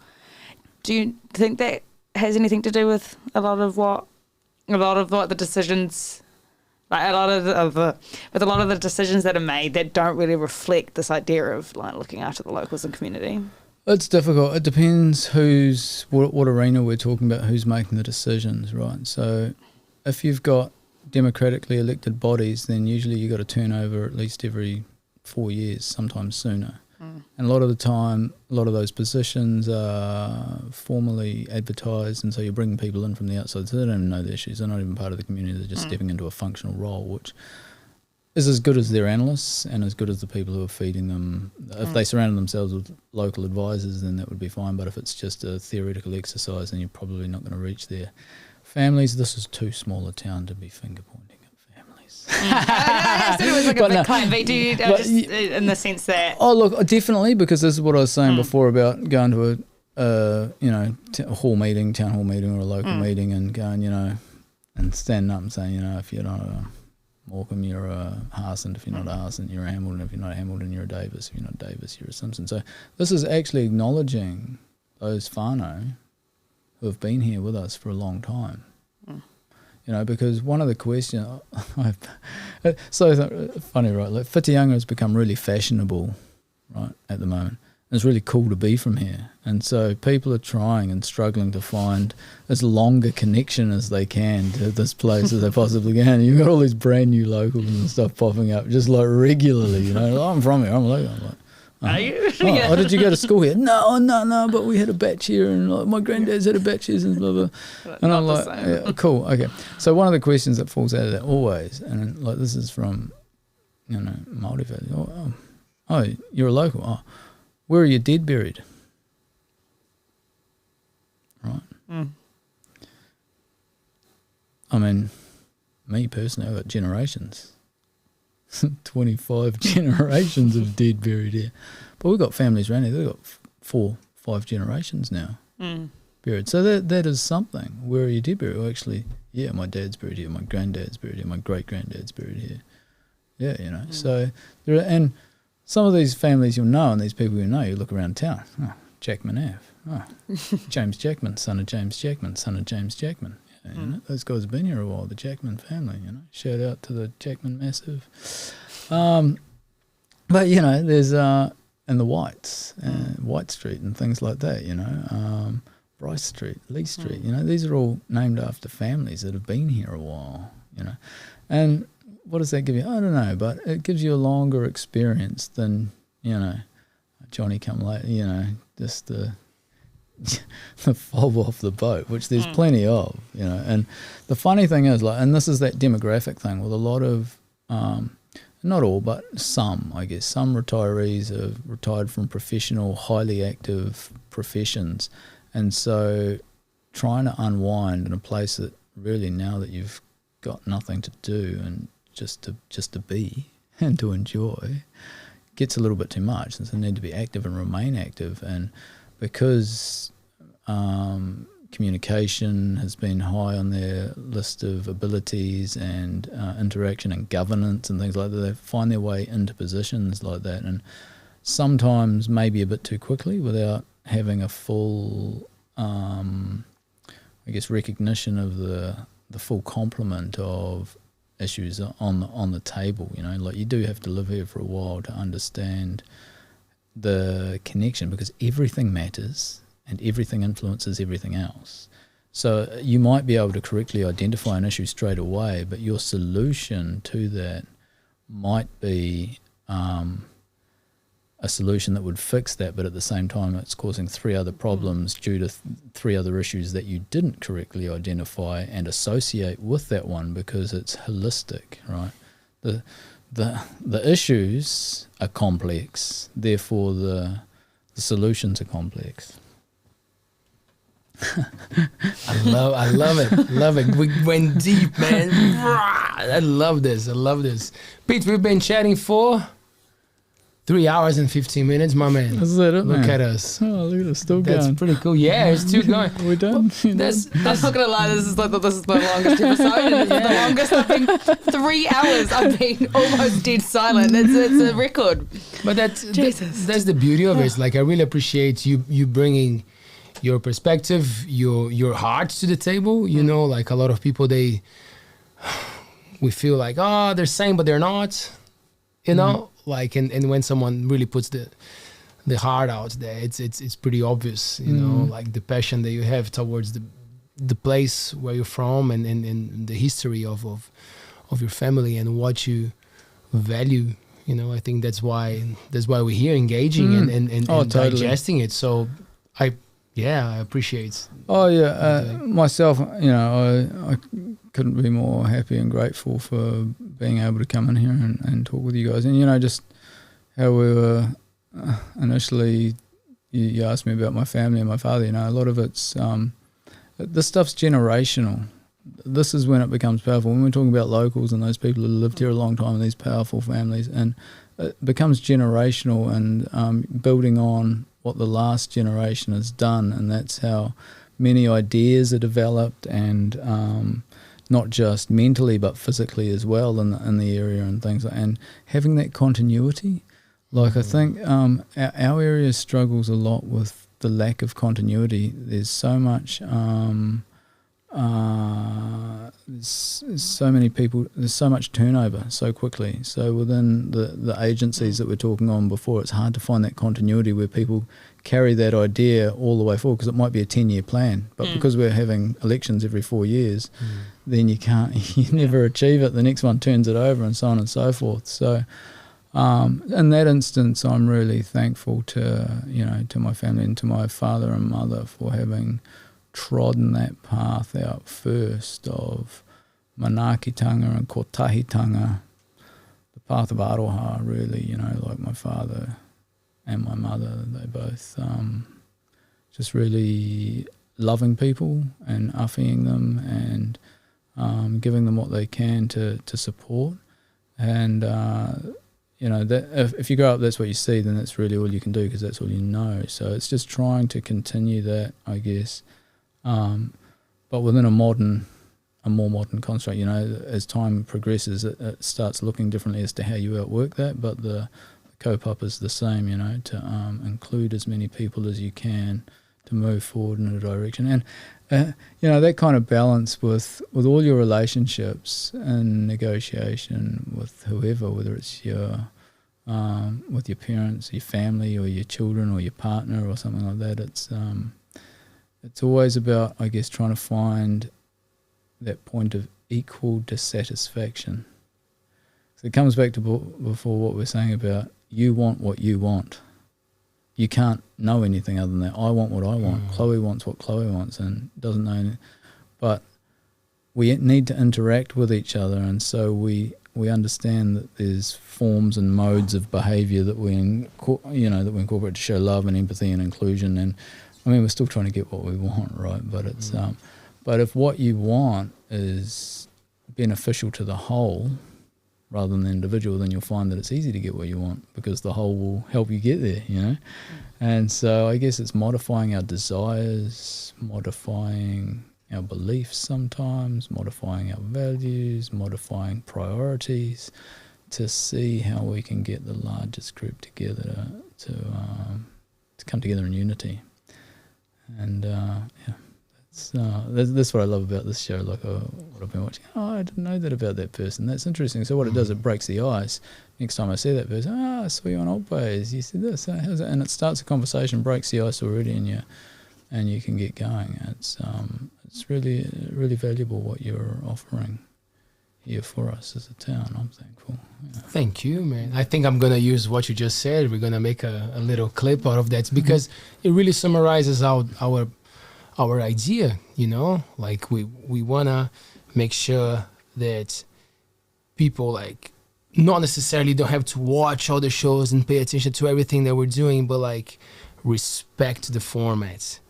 Yeah. Try to do that yourself. Yeah. Try to engage in a conversation that you're actually not just talking and waiting for the time to say something. Yeah. Listen to it. See what's gonna come out of that mouth in front of you, and then you wait, and then you give something back. And another thing that we see it as a huge potential is to take this format to other communities, because New Zealand is powerful, man. We're talking about this community, totally. But I can see that happening, bro. we know that it's going to happen, because we are manifesting and we're working towards that. Well, it's not only that, bro. The art of conversation is getting the other person to talk about themselves, and I'm well aware that I've sat here in this chair talking about myself and most of my ideas most of the night, and we haven't gone into your guys' lives, which will continue. But this was, in essence, why you invited me onto the show. So I understand that. But that's it. When you originally approached me, I was like, oh, yeah, maybe. Let's see. And I had a look at a few of the shows, and what I was really impressed by was the ability to listen and then ask pertinent questions. Because for me, this is how you explore an issue. If people aren't conscious, and they're not focused, and they're not present, they're not listening to what you say, they're not running what you say through their mind and then coming up with a pertinent question, well, if that, then what about this?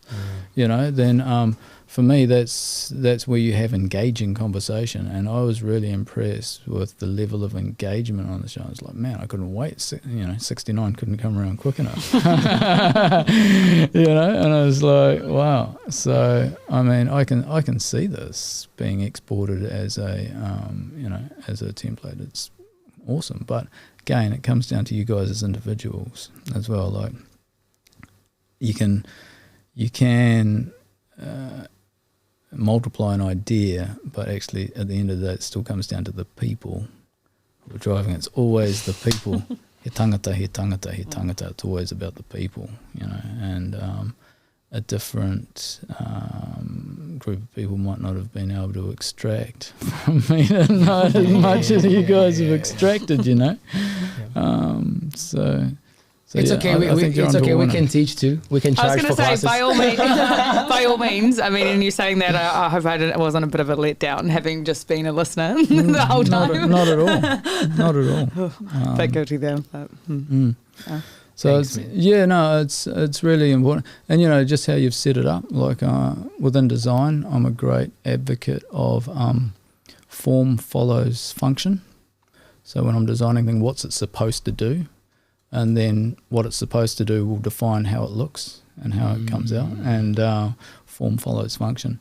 It's far more practical than designing things for a look. You know, like town room. You know, like I've spent my time in the building, a little bit of time in the building industry, and the difference between a house that's built to work as a house, which is to be warm, dry, and secure, as opposed to a house that's designed for a look. Just grinds me, you know. It's like, these flat roofed houses that we saw it in the Mediterranean. It looked awesome, this flat roof villa, and now we're going to build it in Whitianga that's got an average rainfall of like 300 millimetres a year. So, you know, it's just like, wow, built to fail, you know. So that's just a form, and then you've got to try and find a function for it afterwards. But I prefer design the other way around. I love what you guys have done with the studio, you know, it feels comfortable. Like you say, you know, this is just a conversation, not an interview, so an interview sounds too formal. It's just like chilling, you know, just chilling and have a conversation, and that's what you exude, and that's how you've set it up, and that's how it feels. It's awesome. Thanks, my man. I love you guys, yeah. Appreciate it. Well, I guess we're back on Friday. Yeah, and it's gonna be fun. So if everything goes well, we got a busy man booked on Friday. So hopefully we'll be all right. It's Pete May, another Pete, coming to chat with us. He's the Flying Kiwi. He's been doing a lot of beautiful images with his drone all over New Zealand, and he's also a jiu-jitsu enthusiastic. So here we go. We're taking to another extreme, and it's gonna be a fun show on Friday. Chloe, thanks so much for being a great listener tonight. No, I'm joking. Thank you for the opportunity. Genuinely, I'm blessed. I'm going home with all this great food for thought, man. My mind's still grinding, honestly. It's going to be a long night. Yeah. You know, and I would be doing a great injustice to myself if I didn't recognise the support of my awesome partner, Tamar Lazarus. She's very instrumental into how I can continue to operate on a day-to-day basis, you know. She's a real pillar of strength for me. So shout out to you at home, wherever you are, babe. Passionate about good music, understands a lot, so we might have her at some stage. Bro hard, like, she's far more interesting than me, far more talented. It's like she'll like keep you guys going for hours. Like, she's an incredible person, a healer by nature. She's got her own massage clinic here behind the Whiti CrossFit gym. But yeah, man, she's an accomplished jeweler and artist. She's a musician. She's an awesome DJ. She's just a beautiful person, man. She's got so many strings to her bow. So, but yeah, definitely recommend getting on that table. Shout out to Tamari. Funny enough, alignment massage. Yeah. Funny enough, we met at a Ace Tones gig. Oh, did you? Yeah, classic. Man. That was in Auckland. I had the pleasure. Wow. Man, I had the pleasure to play. I don't know if you know that, but do you know the band? They come to I do, bro. Yeah. I played 2 shows with them. Did you? It was one of the coolest things. We've talked no music. What's going on with that? I think we're gonna have to come back. Maybe bring Emmanuel and you for a special show. That would be cool, eh? Should we do Centenary that? show. We can do that. Yeah. And that's the thing. Like with bringing amazing people and not touching all the subjects that we should, because we want to bring people back. You know, and our plan is also to bring two of the guests. You know, and make much more of like a table talk. So I think we can Table bring talk. Yeah, man. Yeah. I think we can bring another interesting musician and have a 5-hour conversation. You never know. Have you had Dylan Wade on the show? Not yet. Yeah. We'll get there. Yeah, bro. He's We'll get there. yeah. He's a character. He's an awesome guy. We'll get there for sure. Great guitarist, good singer. Hey, and his daughter smashing it now, eh? Yeah, she's doing awesome too. Yeah. Thank you, my man. Bro, hard. Thank you. Thanks, Taylor. It's been a pleasure. Yeah, sure, Papa. And for you watching us, yes, it was pretty good, man. A lot of engagements, a lot of people watching, a lot of comments. I will check the numbers, but I could see that it was gold. So thank you so much for staying with us. We're live every Monday, Wednesday, and Friday at 7 p.m. If we haven't reached the 1,000 subscribers, probably will happen tomorrow sometime soon, which is pretty cool. Less than 6 months that we've been on in this small town, and we are already starting to get national attention and people from other countries engaging and sending us message. This shows the power of the internet. Power to the people, man. Talk to people, you know, like pay attention to what's happening in your community, but also have a look at what's happening around the world. That's where the great ideas come from. So I will see you on Friday for more. Bye.